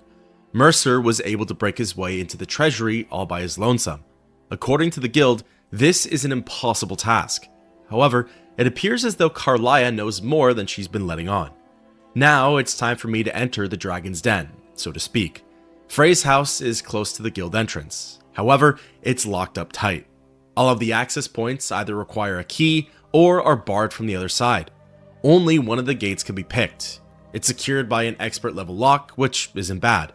However, Vold, the guardian of the grounds, is keeping an eye out. This is Mercer Frey's place and he don't like visitors. Now go away. No visitors, no way. Now piss off before you make me mad. You ain't got enough coin to make my problems go away. Unless you can talk to Maven Blackbriar into letting me out of my debt. You try and set one foot in this yard and I'll cut it off. From here, I'm faced with a choice. Have my foot cut off or speak to Maven. Choosing the latter, for curiosity's sake, I asked Miss Blackbriar about Vold's debt. Vold? Why would you want to help that idiot? He owes me a steep debt. In fact, he's lucky all I did was force him to work for Mercer. A few years back, I commissioned a unique quill from a good friend of mine in Winterhold. Vold was tasked with getting it here safely, and it ended up at the bottom of Lake Honrick. The wizards called it the Quill of Gemination, and demanded a tremendous amount of gold to have it made. If you can locate the quill and return it to me, something Vold was too stupid to do himself, I'll consider the debt satisfied. Lake Honrick is the body of water that surrounds Golden Glow Estate. Normally, I don't care one way or another for quest markers. However, for this mission, I wish there was at least a hint as to where it could have been. I ended up swimming around for a good while. Tracing the sands and rocky depths, I of course came up short. Giving in and referencing some third-party sources, aka the UESP, I managed to finally locate Vold's strongbox. Picking the adept lock, I got my hands on the Quill of Gemination. Traveling back to Maven, I handed it over in exchange for Vold's freedom. Really? I wrote that off a long time ago. Well, I suppose I need to fulfill my end of the bargain. Give this document to Vold. It frees him from the debt, but I never want to see him in Riften again. Of mine? What is it? I can't believe it. How'd you talk her into this? Never mind, I don't care. I'm just glad I don't got to work for Maven anymore. Here, you did me a favor. I guess I owe you one. Thankfully, everyone involved in the agreement has some honor left. Maven released Vold, and Vold let me into Frey's yard. Again though, there are some easy workarounds for having Vald killed. There are ways to lead him out of the yard and for the city to do the dirty work for you. Admittedly, I was a little stumped on what to do next. The nearby door was sealed shut, and the balcony door was inaccessible. I saw the mechanism below the balcony, so I knew that the bridge could be lowered. I just didn't know how. I looked up and down the yard for a button or a lever, but never ended up finding one. Finally, I tried the obvious and shot at it with some ranged attacks. That was enough to trigger the mechanism, and finally it was time to search Mercer Frey's home. Riftwheel Manor was guarded by 2 bandits. How they got in here and if they had any affiliation to Frey or Vald is beyond me. For the most part, they weren't too difficult to sneak past. One of them had their backs turned and I didn't need to cross by the other. In one of the side rooms, Mercer had a false cabinet. Interacting with it, I opened up a secret passage. This led me to a series of underground tunnels. They were filled with all sorts of traps. Pressure plates, bear traps, fire plates, poison pellets, as well as swinging blades and logs. Finally, at the end of the tunnel system, I stumbled into Frey's secret office. Here he had all sorts of treasures, no doubt tokens taken from the guild. Among them was the legendary blade, Chillrend. It was neat to see this sword in Skyrim, and honestly, I had no idea that this is how the player was supposed to come across it. Most importantly though, on Frey's desk was his next set of plans. Snagging the parchment, my escape was rather easy. He had a door that led out into the Ratway vaults. This dropped me down right beside the Rag and Flagon's entranceway. From there, I brought the plans straight to Brynjolf. We've scoured the town and I've spoken to every contact we have left. No sign of Mercer. Any luck on your end? Shore's beard. He's going after the eyes of the Falmer? That was Gallus' pet project. If he gets his hands on them, you can be certain he'll be gone for good and set up for life. Agreed. He's taken everything the guild has left, and to go after one of the last greatest heists is just an insult. I've spoken to Carlia and made amends for how the guild's treated her. Now she wishes to speak with both of us. Quickly, we have no time to lose. Until next week. With that, thus ends the quest, The Pursuit.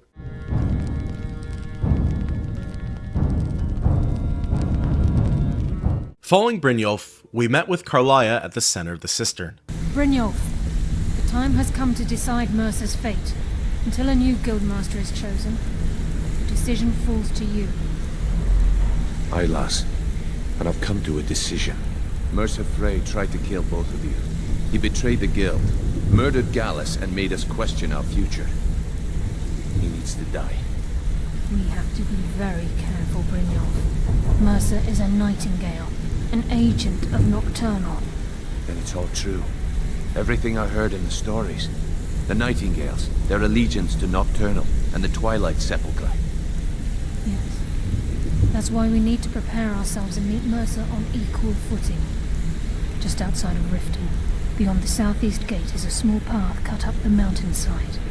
At the end of that path is a clearing and an old standing stone. I'd ask you both to meet me there. Well, there you have it. The guild's decision on what to do with Mercer Frey. I personally thought his fate was a given, but I guess there are certain formalities within the guild. After doing some of my own preparations, i.e. new spells and new gear, I made way for Carlia's standing stone. This rock ended up being the entry point for the Nightingale Hall. I'm glad you're here. This is the headquarters of the Nightingales, cut into the mountainside by the first of our kind. We've come to seek the edge we need to defeat Mercer Frey. If you'll follow me, I'll try to explain on the way. This way, please. As the nearby rock face reveals the pathway inside, myself and Brynjolf follow closely behind Carlia. So this is Nightingale Hall. I heard about this place when I joined the guild, but I never believed it existed. The assumption that the Nightingales were just a myth was seeded within the guild on purpose. It helped divert attention from our true nature. What's wrong, Brynjolf? I can almost hear your brow furrowing. I'm trying to understand why I'm here, lass. I'm no priest, and I'm certainly not religious. Why pick me? This isn't about religion, Brynjolf. It's business. This is Nightingale Hall. You're the first of the uninitiated to set foot inside. in over a century. Now, if you'll both proceed to the armory to don your Nightingale armor, we can begin the oath. As the pathway twists and turns, I'm led into an underground keep. While it's not much, this is where Nocturnal's faithful come to gear up and serve. Carlia insists that I don the Nightingale armor. Interacting with the armor stone, I'm gifted the entire set. The armor itself increases stamina by 20 points and allows for frost resistance by 15%. The boots muffle any noise made by the wearer. The gloves improve lockpicking by 15% and allow for 15% more damage with one-handed weapons. Finally, the hood makes illusion spells cost 12% less magicka. Following Carlia further into the keep, this is where the catch is revealed. Time's wasting, and Mercer's still out there. Let's get the... Okay, lass. We've got these get-ups on. Now what? Beyond this gate is the first step in becoming a Nightingale. Whoa there, lass. I appreciate the armor, but becoming a Nightingale? That was never discussed. To hold any hope of defeating Mercer, we must have Nocturnal at our backs. If she's to accept you as one of her own, an arrangement must be struck. What sort of arrangement? I need to know the terms. The terms are quite simple, Brynjolf. Nocturnal will allow you to become a Nightingale and use your abilities for whatever you wish. And in return, both in life and in death, you must serve as a guardian of the Twilight Sepulchre. Aye, there's always a catch. But at this point, I suppose there isn't much to lose. If it means the end of Mercer Frey, you can count me in. What about you? Are you ready to transact the oath with Nocturnal? Good. After I open the gate, please stand on the western circle. Carlia pulls the chain and allows us access into the chamber. Here, there are 4 platforms, 3 of which are for a Nightingale to stand on, and the 4th contains Nocturnal's symbol. As soon as each member is in place, Carlia begins the ritual. I call upon you, Lady Nocturnal, Queen of Murk and Empress of Shadow. Hear my voice. Ah, Carlia. I was wondering when I'd hear from you again. Lose something, did we? My lady, I've come before you to throw myself upon your mercy and to accept responsibility for my failure. You're already mine, Carlia. Your terms were struck long ago. What could you possibly offer me now? I have 2 others that wish to transact the oath, to serve you both in life and in death. You surprise me, Carlia. This offer is definitely weighted in my favor. My appetite for Mercer's demise exceeds my craving for wealth, Your Grace. Revenge. How interesting. Very well. The conditions are acceptable. You may proceed. Lady Nocturnal, we accept your terms. We dedicate ourselves to you as both your avengers and your sentinels. We will honor our agreement in this life and the next until your conditions have been met. Very well. I name your initiates Nightingale, and I restore your status to the same, Carlisle. And in the future, I'd suggest you refrain from disappointing me again. Once the ritual was over, I spoke once more with Carlia. Now that you've transacted the oath, it's time to reveal the final piece of the puzzle to you. Mercer's true crime. Mercer was able to unlock the Guild's vault without 2 keys because of what he stole from the Twilight Sepulchre, the skeleton key. By doing this, he's compromised our ties to Nocturnal and, in essence, caused our luck to run dry. Well, yes, but the key isn't only restricted to physical barriers. All of us possess untapped abilities, the potential to wield great power securely sealed within our minds. Once you realize the key can access these traits, potential becomes limitless. I'm afraid that's impossible. If the key isn't returned to its lock in the Twilight Sepulchre, things will never be the same for the Guild. As time passed, our luck would diminish to the point of non-existence, and whether you know it or not, our uncanny luck defines our trade. Very true. In our line of work, it's quite rare we set out to return a stolen item to its rightful owner. Before we depart, Brynjolf has some business to discuss. I suggest you listen to him. Listen, lad. There's one last piece of business we need to settle before we go after Mercer. The leadership of the guild. Carlia and I had a long discussion before you arrived here. Thanks to your efforts, Mercer's treachery has been exposed. After we deal with him, all that remains is restoring the guild to its full strength. As a result, we both feel that you have the potential of replacing Mercer as leader of the Thieves Guild. I've been at this game a long time, my friend. A long time. I've stolen trinkets from nobles and framed priests for murder. I'm good at what I do, maybe even one of the best, but it's all I know. I've never been one to lead. Never desired it, never cared for it. Don't want it. Well, we have a bit of an errand to run before your coronation, so don't get sentimental on me now. Then it's decided. When this is all over and Delvin's contacts assure me that we've regained our footing in Skyrim, we'll handle the details. Until then, we have quite the task ahead.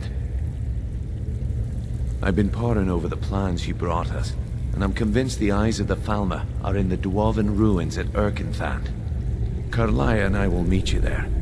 Prepare yourself, lad. This will be a fight to remember. Finally, the truth is revealed. Frey's secret weapon is the Skeleton Key, a tool that can unlock practically any door. What's more, it seems to be more powerful than ever before. It has the ability to unlock the user's untapped potential. This could be anything from combat skills to the arcane arts, all the way to sacred knowledge and understandings. If it wasn't a priority before, Mercer Frey must be stopped at all costs. With that, thus ends the quest, Trinity Restored.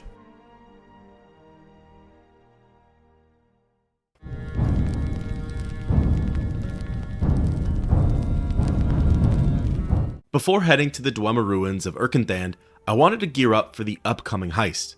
This included items that buff my magicka, as well as consumables for the crawl. Most notable was a novice robe of destruction. Nothing too amazing, but a little something to help with offense. However, as you'll soon see, I probably needed much more than that. When ready, I popped open the map and traveled to the Windhelm Stables, the location that's closest to the Dwemer ruins. Getting there was really no problem at all. It was the dungeon's exterior though where things really started to crank up. Bandits were camped along the walls and the grounds of Erkenthand. While they weren't that tricky to deal with, it set the tone for things to come. Upon entering the ruins, I was met with a gruesome sight. A slaughtered group of bandits with their blood sprayed everywhere. At first, I thought this might have been Carlia and Brynjolf, but I soon learned that it was the obvious suspect. A little bit further down the line, I came across what I would deem the bane of my character, or at least one of them. With destruction magic alone, I had a really difficult time taking on the dwarven spheres. They were pretty tough and dealt a lot of damage to me. Unfortunately, my magicka also ran out really quickly. It was like I could barely make an impact. After a lengthy match with the first one, I defeated it, continued onwards, and then got aggroed onto by 3 more. I never like to run from a fight. It's not really my style, especially in Skyrim. But for this area of Erkenthand, I thought it'd be in my best interest to just get out of there. Hightailing to the nearby platform, I pulled the lever and transported myself down to the Grand Cavern. Once there, I finally met up with Carlia and Brynjolf. They helped me take on my assailants, and after that was all said and done, it was time to make a game plan. Mercer's been here. I hope we aren't too late. Brynjolf and I found them like that. Mercer's doing. We have to catch up to him before it's too late. We should tread carefully. I wouldn't be surprised if he's left behind a few surprises for us. From this point onward, I had both Brynjolf and Carlia at my back. Well, sort of, you'll see why in a bit. As soon as the 3 of us reached an overlook of the dungeon, Carlia spotted something in the distance. Wait a moment. What's that? It's Mercer. Look, down there. I'm on it, lass. Damn it, there's no way through. He's toying with us. He wants us to follow. Aye, lass, and we'll be ready for him.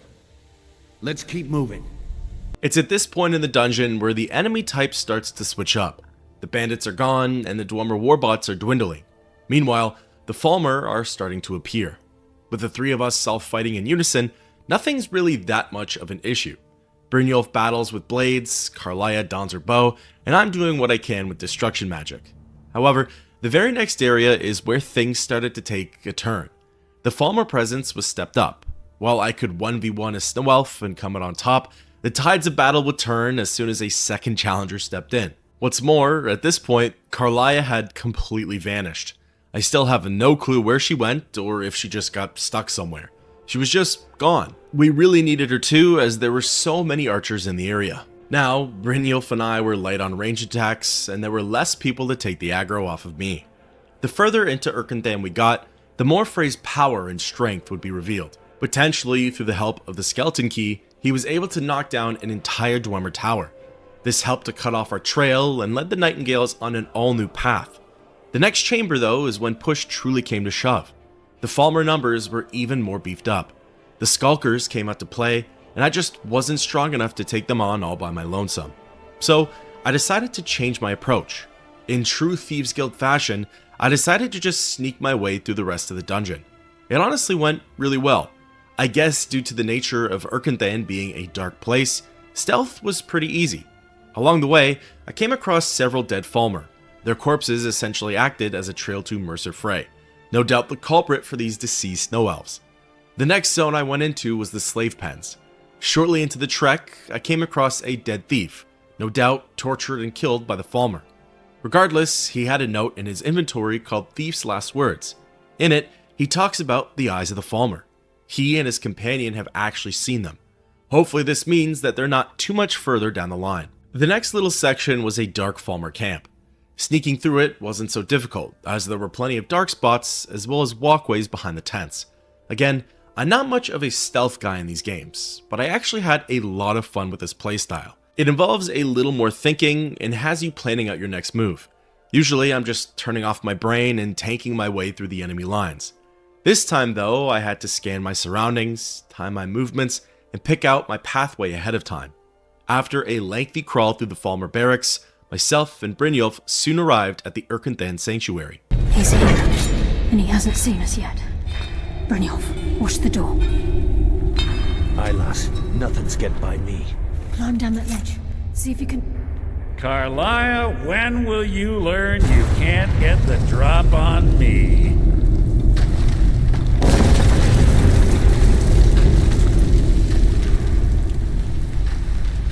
When Brynjolf brought you before me, I could feel a sudden shift in the wind. And at that moment, I knew it would end with one of us at the end of a blade. What's Karliah been filling your head with? Tales of thieves with honor? Oaths ripe with falsehoods and broken promises? Nocturnal doesn't care about you, the key, or anything having to do with the guild. Revenge, is it? Have you learned nothing from your time with us? When will you open your eyes and realize how little my actions differ from yours? Both of us lie, cheat, and steal to further our own end. It's clear you'll never see the skeleton key as I do, as an instrument of limitless wealth. Instead, you've chosen to fall over your own foolish code. Then the die is cast, and once again my blade will taste Nightingale blood. As the conversation ends, the battle begins. Mercer Frey casts some sort of spell on Brynjolf. While he still has control over his mind and thoughts, he can't control his actions. He begins attacking Karliah, keeping her occupied for the entire fight. While they're battling on the upper platform, Frey and I have the rest of the area at our disposal. All things considered, the fight with Mercer wasn't that bad. Probably because of the way I handled it. Frey didn't use any sort of range attacks. His main mechanic was turning invisible and getting in close for some melee combat. Fortunately, due to the way the chamber was structured, with its platforms and stairs, Mercer never laid a finger on me. He always insisted on taking the long way, and when it came time to approach me, his invisibility would go away. I'd let off a couple of spells, drop down from the platform, and reset on the other side. it worked like a charm. If I was smarter, I would have just used frost magic the entire time. This way, Frey's movement would have been slowed, and I could have just walked backwards, keeping the pressure on. Really, the only thing that held me back here was my total magicka. I could barely let off 3 ice bolts without it getting fully depleted. Then, on top of that, the regen was unfortunately incredibly slow. Finally though, after a lengthy matchup, I cast the last blow on Mercer Frey. The former guildmaster had some decent loot on his body, some enchanted gear, the skeleton key, and the left eye of the Falmer. However, there's no time to celebrate. As the chamber falls apart and the water levels are rising, Brynjolf tells the group that the door is blocked off from the other side. Carlia yells at me to find another way out. I searched and searched, but it was of no use. There were no other doors or tunnels. As the nightingales swam around, preparing for the worst, a miracle happened. Part of the ceiling fell and revealed a small cave system. Climbing up to it and following the path, it ended up leading us out into Bronzewater Cave. Once we were free, I spoke with Carlia. I can't believe it's over. 25 years in exile, and just like that, it's done. All that remains is to ensure the safe return of the skeleton key.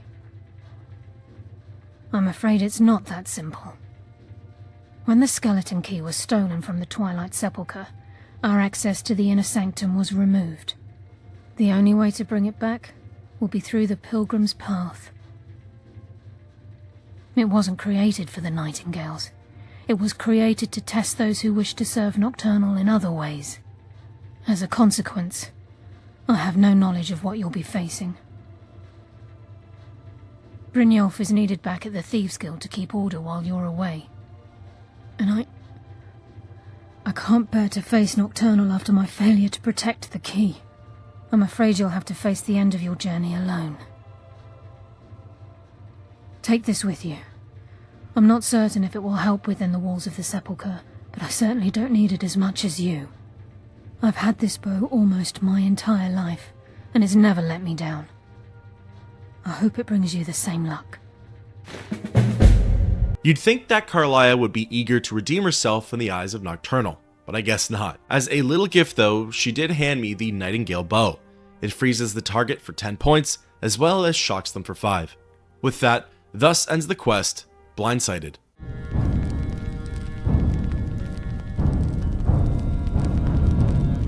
Just like that, the conflict with Mercer Frey is over.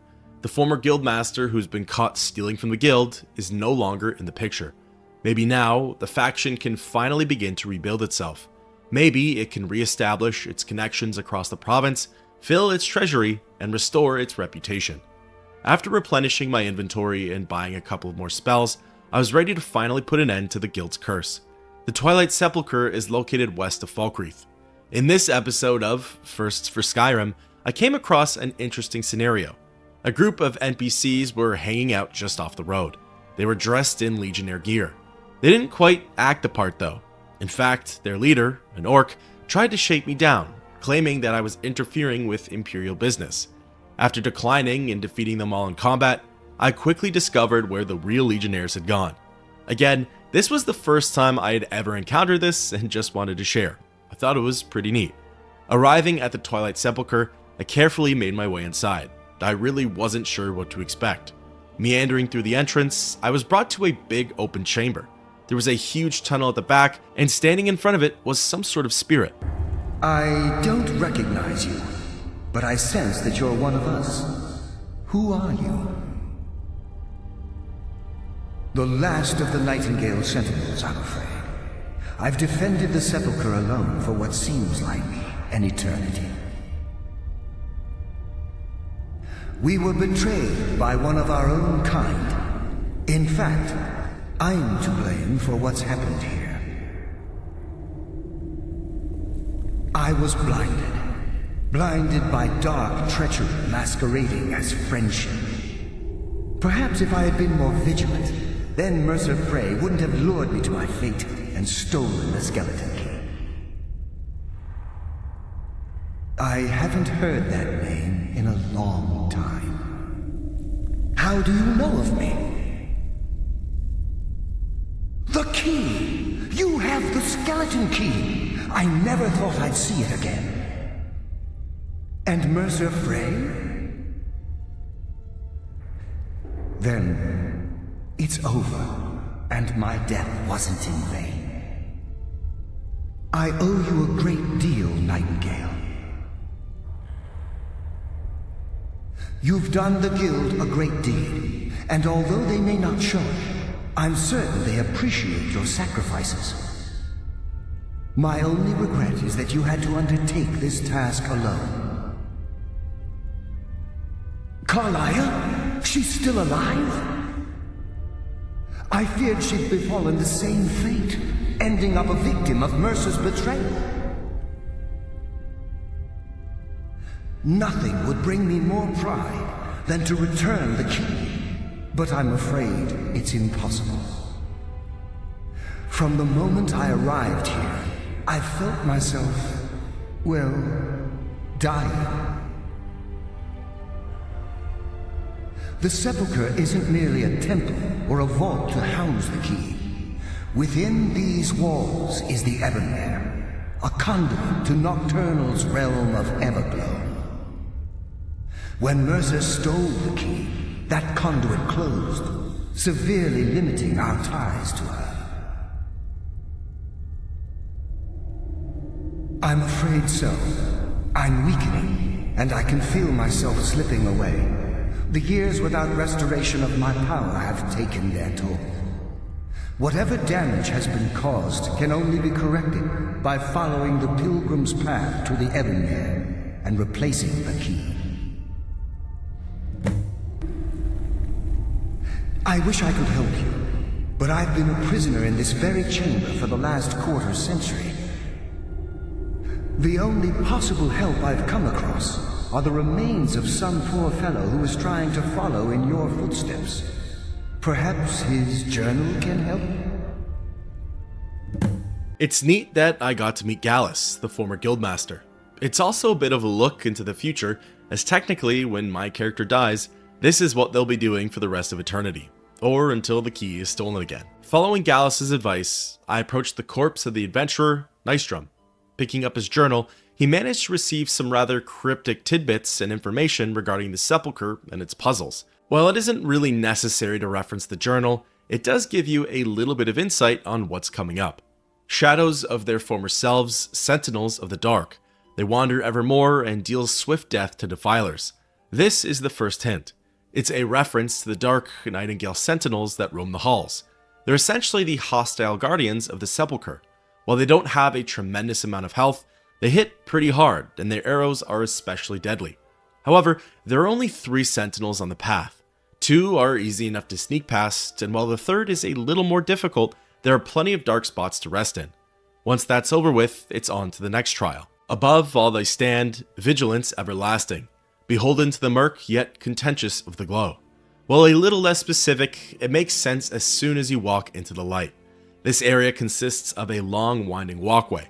There are various platforms that the player needs to travel across. The catch is that you have to stick to the shadows. Stepping into the light will deal damage to your character. Honestly though, once you figure out the gimmick, it's not very hard to get past this chamber. When all is said and done, the next hint goes, offer what she desires most, but reject the material, for her greatest want is that which cannot be seen, felt, or carried. Admittedly, this one took me a little while to figure out. At first, I thought I had to leave some kind of offering by Nocturnal's feet. Then I thought I had to cast some sort of spell on the statue. Eventually, after reading the journal again, I knew I had to extinguish the flame. I just didn't know how. Then finally, I saw the chains by the braziers and kicked myself. Such a simple task, I just wasn't being that perceptive. Putting out the light, a pathway behind the statue was revealed. This led to a small corridor that was filled with traps. Nothing too difficult though, and soon I entered a new zone, the Inner Sanctum.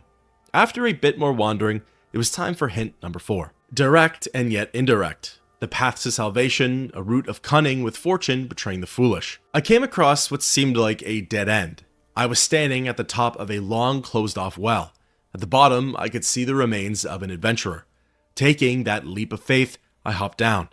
The skeleton ended up being someone named Anders. Anders was actually Nystrom's partner, and reading Anders' message, it reveals what happened to the pair. Nystrom received all of the clues for the sepulchre, and together with Anders, they set off for the adventure. However, Greed took a hold of Anders, and he murdered Nystrom before the expedition could even start. The lone wanderer made it this far, but he didn't have the means to continue onwards, aka the skeleton key, so he ended up starving to death. After some time of wandering around this empty circle, my character pulls out the Daedric artifact and opens up the hidden passage. This leads into the fifth and final hint. The journey is complete. The Empress's embrace awaits the fallen. Hesitate not if you wish to gift her your eternal devotion.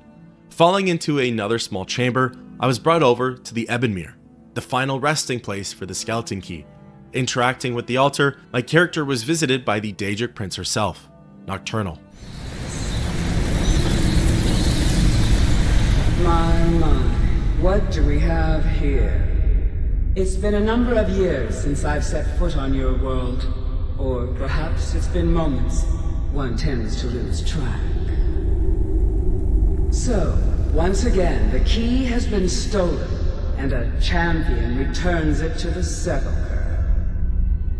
Now that the Ebonmere has been restored, you stand before me awaiting your accolades. A pat on your head, a kiss on your cheek. What you fail to realize is your actions were expected and represent nothing more than the fulfillment of your agreement.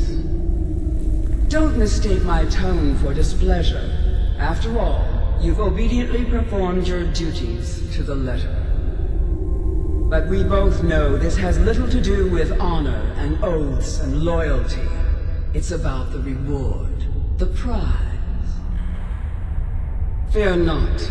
You'll have your trinkets, your desire for power, your hunger for wealth. I bid you to drink deeply from the Ebonmere, mortal, for this is where the agent of Nocturnal is born. The oath has been struck, the die has been cast, and your fate awaits you in the Everglow. Farewell, Nightingale. See to it the key stays this time, won't you? As Nocturnal vanishes, Carlia appears beside me. I'm glad you were able to bring the key back safely. Nocturnal seemed quite pleased with your efforts. I wouldn't take that to heart. It's her way. Think of her as a scolding mother continually pushing you harder to be successful, outwardly sounding angry, but silently content. I assure you, had she been displeased with you, we wouldn't be having this conversation. The circles at the base of the Ebonmere imbue you with powers befitting a Nightingale agent. The crescent moon represents the agent of shadow, the half moon for the agent of subterfuge, and the full moon for the agent of strife. This is Nocturnal's way of maintaining balance. If you ever feel the need to change your abilities, you can return to the sepulchre and step onto a different circle. Be warned that once you've chosen, you can't reselect for at least a day. Now, your life as a Nightingale begins. Should the need arise, you'll be summoned to the sepulchre in order to defend it. The Guild has welcomed me back with open arms. I feel like a void in my life has finally been filled. I only hope that this isn't an ending to things, but actually the beginning. Why, perhaps the greatest crime spree Skyrim's ever known. There are pockets brimming with coin and coffers overflowing with riches ripe for the picking. We may be Nightingales, but in our hearts we're still thieves, and we're damn good at what we do. As the final reward for this quest, I have my pick of the litter for a new greater power. Accidentally stepping on the half moon, I ended up picking Nightingale Subterfuge. Carlia? Gallus! I feared I would never see you again. I was afraid you'd become like the others. If it were not for the actions of this Nightingale, your fears would have come true. He honors us all. What will you do now, my love? Nocturnal calls me to the Everglow. My contract has been fulfilled. Will I ever see you again? When your debt to Nocturnal has been paid, will embrace once again.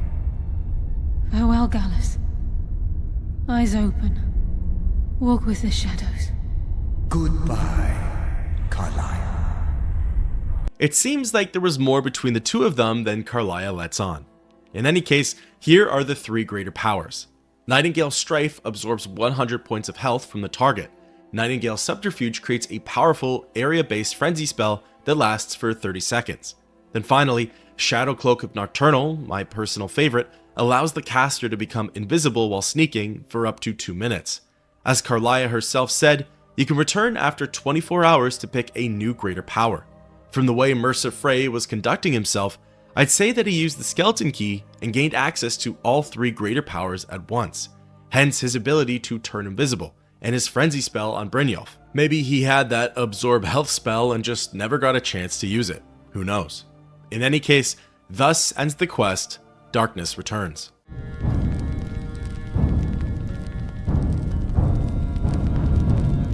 While the Nightingale saga is at an end, and Mercer Frey has been defeated, there's still one final matter to take care of, assuming the role of Guildmaster.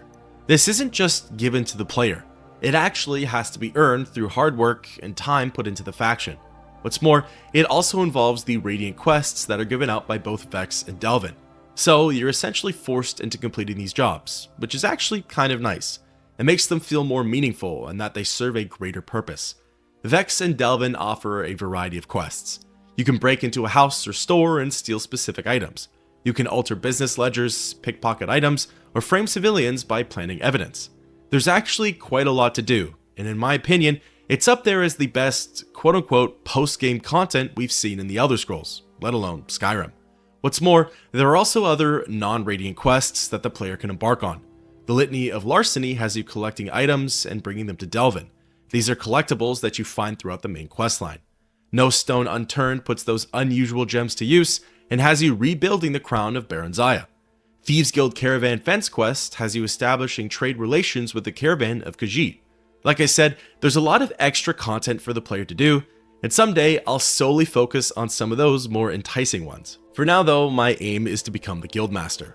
Back to the matter at hand, in order to become the leader of the faction, 4 reputation quests need to be completed. These are initiated after the player has completed 5 Radiant quests in 4 of the major holds: Windhelm, Solitude, Whiterun, and Markarth. The catch with these Radiant quests though is that their locations are given out at random, so you might be in and out of Riften a bunch while seldomly stepping foot in Windhelm. In any case, the first reputation quest I got was Imitation Amnesty. This one had me venturing off to Whiterun and chatting with Ulfred Battleborn. You're here, and not a moment too soon. If anything should happen to Arn, there'll be hell to pay. A close friend of mine. We fought together on the battlefield for many years until old age got the better of us. Now it's up to me to save him one more time.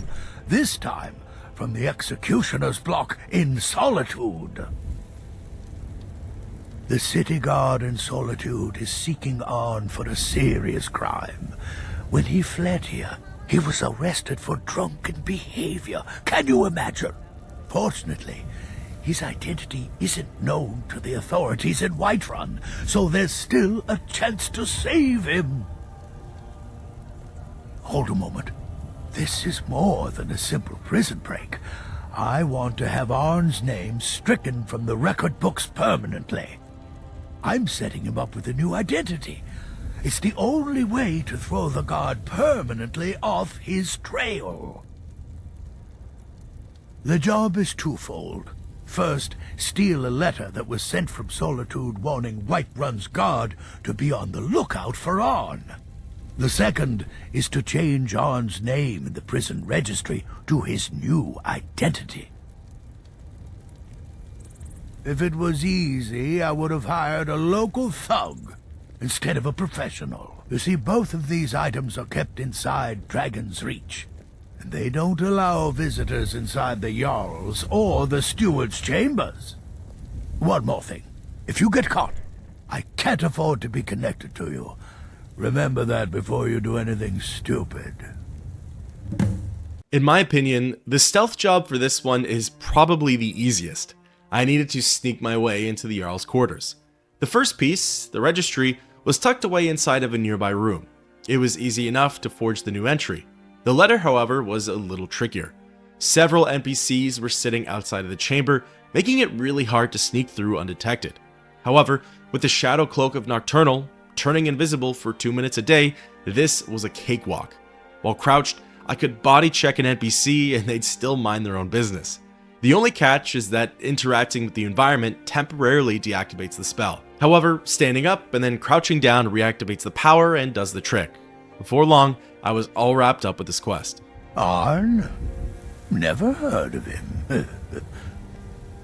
I guess that means you're finished. Here's your payment. Tell Delvin that he has my support and all the weight it carries in Whiterun from now on. I think he'll be quite pleased. The next rep mission I embarked on was called Silver Lining. Delvin Mallory sent me off to Markarth in search of the silversmith, Endon. Oh, thank goodness. I wasn't sure where else to turn. Several months ago, I ordered a special silver mold from some artisans in Valenwood by way of a Khajiit caravan. Well, it never arrived. Later, I found out that it was robbed by a group of bandits led by someone named Regal Strongarm.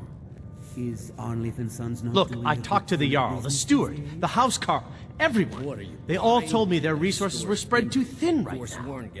Word on the street says that the Thieves Guild is coming back into its own in Markarth. So I figured... No, you aren't. Exactly. Look, this mold is irreplaceable. I'll pay you well for its return, and I can also prove to be quite a valuable ally to the Thieves Guild. Klepper, Yes, indeed. idiot. The only thing I can tell you is that the mold was taken to the bandits' hideout, a small cottage called Pine Watch. I'm not sure how many men they have inside, but I trust that won't be an issue for you. Good luck. This mission was probably the longest crawl of all four. Pine Watch was merely a front for Regal's stolen goods. The cottage was overseen by a man named Rorlak. Sneaking past him, I gained entrance to Strongarm's true domain, a series of tunnels and caves that ran underneath the cottage and into the earth. She had groups of bandits patrolling the halls and chambers. Shadow Cloak of Nocturnal could only take me so far. For the rest of the way, I had to stick to the shadows and advance when the time was right. My only problem area was towards the end, the tavern portion of the dungeon, so to speak. All of the bandits here were looking out at the worst possible areas. Every pathway was covered, and the fire easily gave my position away. There was no way to move without being seen, so for this one, I simply stood my ground and fought. It's kind of nice to get back into the heat of the moment. As for Regal Strongarm, she was sleeping in her own personal quarters. So I decided to just leave her be, pickpocket the key, and then move on. This unlocked the next door, which was secured by a master lock. From there, I followed the path, avoided some traps, and ended up in the treasury. Here, I recovered Endon's silver mold and got my hands on some other valuable items. Quest item in hand, I snuck back out of the dungeon and returned to Markarth. You've more than proven that the Thieves Guild is back on its feet in our city, and earned every bit of your reward. Tell Delvin that he can count on me to provide the influence around here with the right people when he needs it. If you're ever looking to sell any illegally obtained merchandise, I'd also provide my services as a fence. It's the least I can do.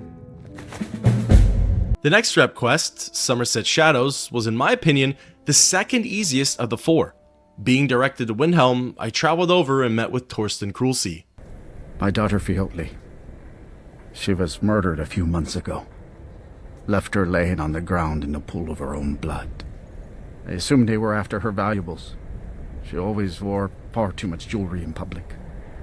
When I told her it'd be the death of her, I never thought. No need to explain.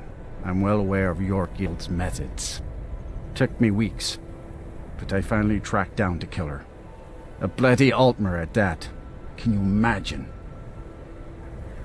Let's just say I'm a firm believer in an eye for an eye and leave it at that. He fancied himself a thief in some sort of new guild forming around here. Gave me some valuable information before... well, you know. Well, like I told Delvin, I think we can help each other. You recover what I'm looking for, and take out a rival guild in the process. Exactly. One of the pieces stolen from her was a silver locket, a Cruel Sea family heirloom. I want it back. The only name I have is Naranya. Has a house right here in Windhelm. That's where you should begin looking. Should have been in a... Naranya was actually a vendor in the city, so locating her took no time at all. Trying to call the Dark Brotherhood. Yes, can I help you with something? Did you use my good hammer? Fiotley. Fiotley. Where have I heard that name? Oh, of course, the poor girl who was murdered. Such a beautiful young thing. Tragedy, to be certain. How dare you! You're accusing me of taking part in such a heinous act? I should have you arrested for even suggesting such a thing. Now, just a moment. Let's think about this, you know, discuss it like two rational people. Look, I had no choice. They're crazy. I could be killed. It's a guild of Ultima Thieves. They call themselves the Somerset Shadows.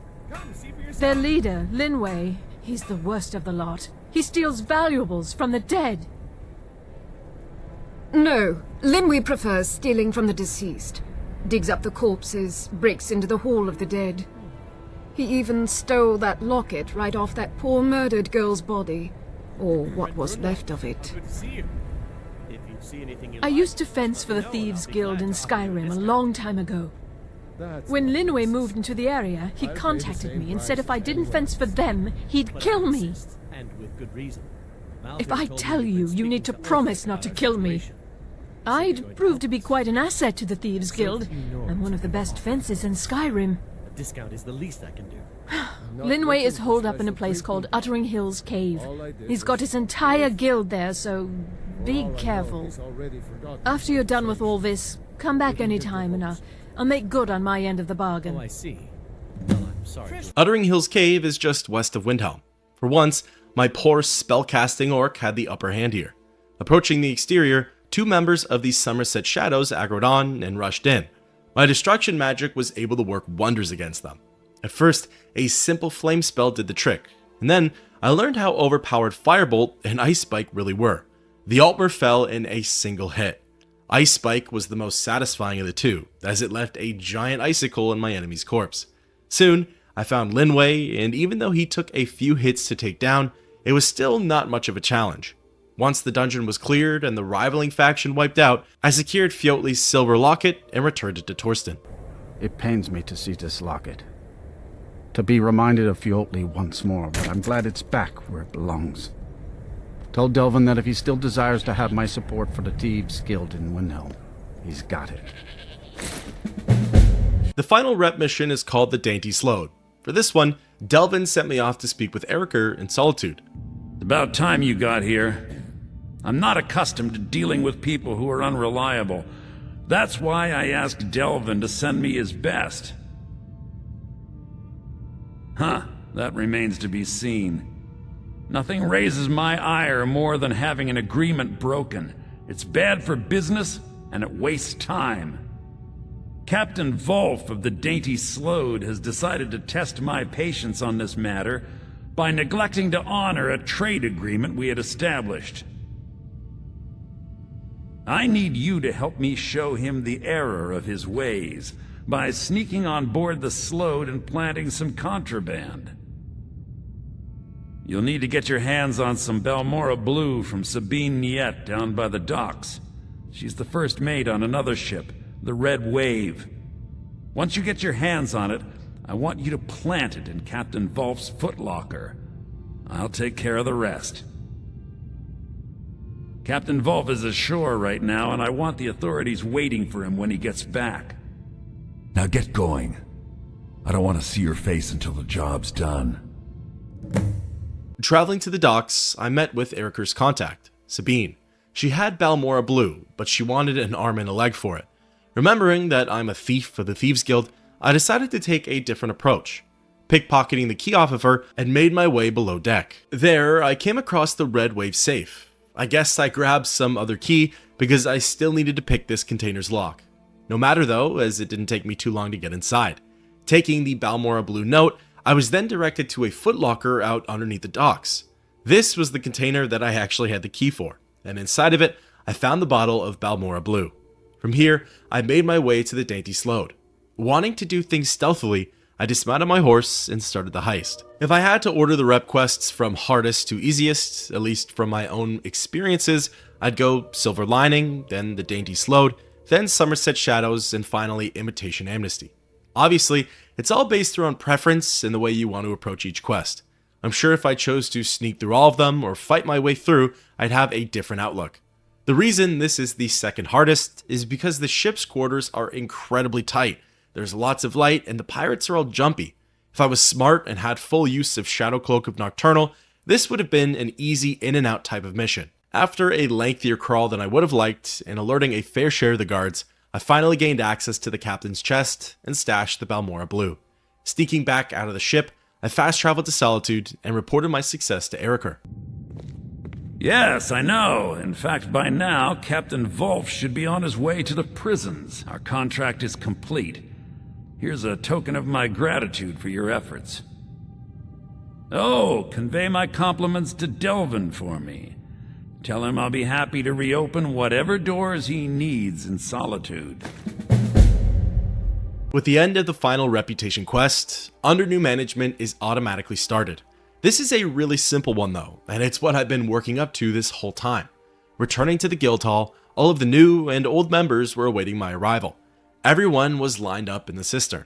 Finding Brynjolf in one of the side rooms, I started to speak with him. Well, my friend, the time's come to make it official. It's time to become our guild master. Don't worry, I promise this will be short and sweet. If you'll just meet us in the center of this cistern room, we can begin. Look, I've never been good at these things, so I'm just gonna keep it short. Being guild master means more than just getting a cut of all the loot. It's about being a leader and keeping this rabble in order. With that in mind, I propose that the position of guild master should be yours. Delvin? Agreed. Vex? Sure, why not? Carlia? Absolutely. Everyone is in agreement. So all I can do now is name you guild master and wish you good fortune and long life. Now everyone, get back to work.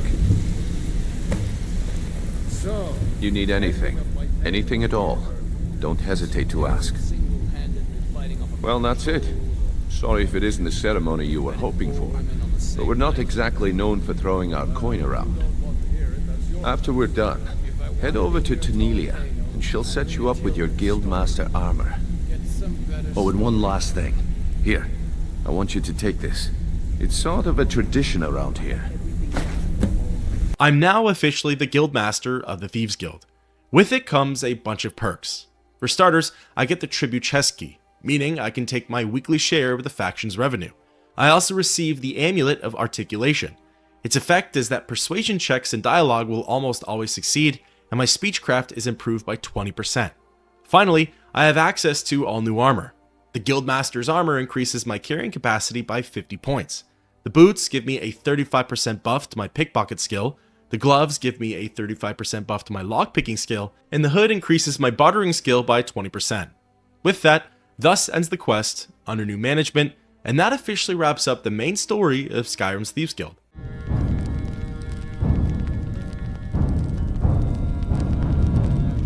Before I sign off, I wanted to quickly give my thoughts on the questline. I actually really enjoyed it. I genuinely don't have much bad to say about it, nor do I have many criticisms. It wasn't perfect, but I thought it was very well done. Only at one point was I wishing for it to be over, but that's probably a universal experience for Under New Management. In the beginning, when you're just trying to rack up as many Radiant quests as possible, the job site doesn't quite matter. However, once you're 20 quests in and still missing Solitude and Windhelm's rep quests, it can be a little frustrating. I will say though, it's probably the most rewarding and accurate method of becoming the Guildmaster. I feel like I earned it. I put in the time and effort for the guild. I helped to restore its status, I helped in restoring the Ragged Flagon, and no one else wanted to lead, making me the runner-up. The only thing, and it is my fault, is that I left this quest for the end. After defeating Mercer Frey and restoring the Ebonmere, I went back to pickpocketing merchants and stealing from the middle class. Mentally, it felt like a setback, or rather I should have been doing these quests along with the main story. Again, not really the game's fault, just more so how I approach things. This leads me into my next point though, about how the Nightingale plot stole the show in the end. What started out as simple thievery turned into a whole story regarding Nocturnal, her servants, betrayal, etc. It steered away from the guild's needs and turned more into a Daedric Shrine quest. To me, it was fine. It added a new layer of storytelling and kept the plot fresh. While I haven't read other opinions on the matter, I'm curious on how other players felt about the Nightingale plot overshadowing the Thieves Guild plot. Obviously, they're one and the same, but I wonder if players wanted more from the Thieves Guild and less from the Nightingales. Like I mentioned in the beginning of the series, I had only ever played through this questline once. I don't remember much about it, other than maybe some of the Nightingale stuff. I'm not much for sneaking in these games, so anything stealth-based usually gets me letting off a sigh. However, the stealth-based missions were varied, interactive, and in my opinion, quite interesting. A chance arrangement works great for introducing the player to the guild and its mechanics. Loud and Clear is the first real big heist.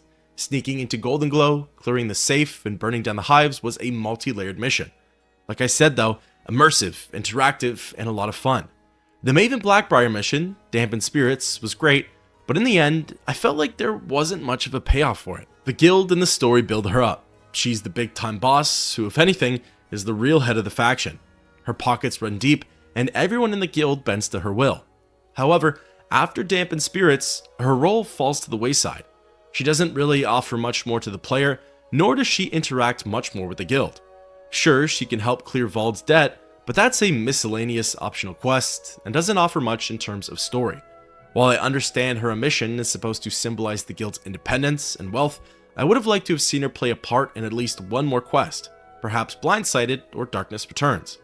Moving along, I could sense Mercer Frey's betrayal from a mile away. Maybe I had some long lost memory about it, but just in the way he treated the player and interacted with everyone else, the breadcrumbs were so visible. The final battle with him was done very well though. A showdown between the player and Frey, no escape, one survivor. I also really liked Carlia's character. She wasn't the stereotypical jerk outcast. She didn't expect me to repay her for saving my life. While at times she put on this tough act, she was also really in touch with her emotional side, giving her character a lot more depth. The final thing I wanted to touch on, and is something I'm really glad Skyrim drew attention to, is the skeleton key. This Daedric artifact, at least to me, has always been up there as the most overpowered. At least with how it worked in Oblivion, you never needed to worry about picking a lock ever again.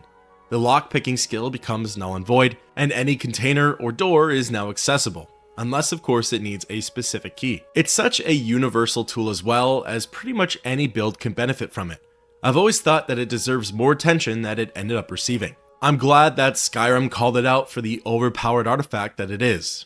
Albeit, they did give it a new power, which was rather interesting. But regardless, the original premise was still there. I'm sad to see that it's not an artifact the player can hang on to forever.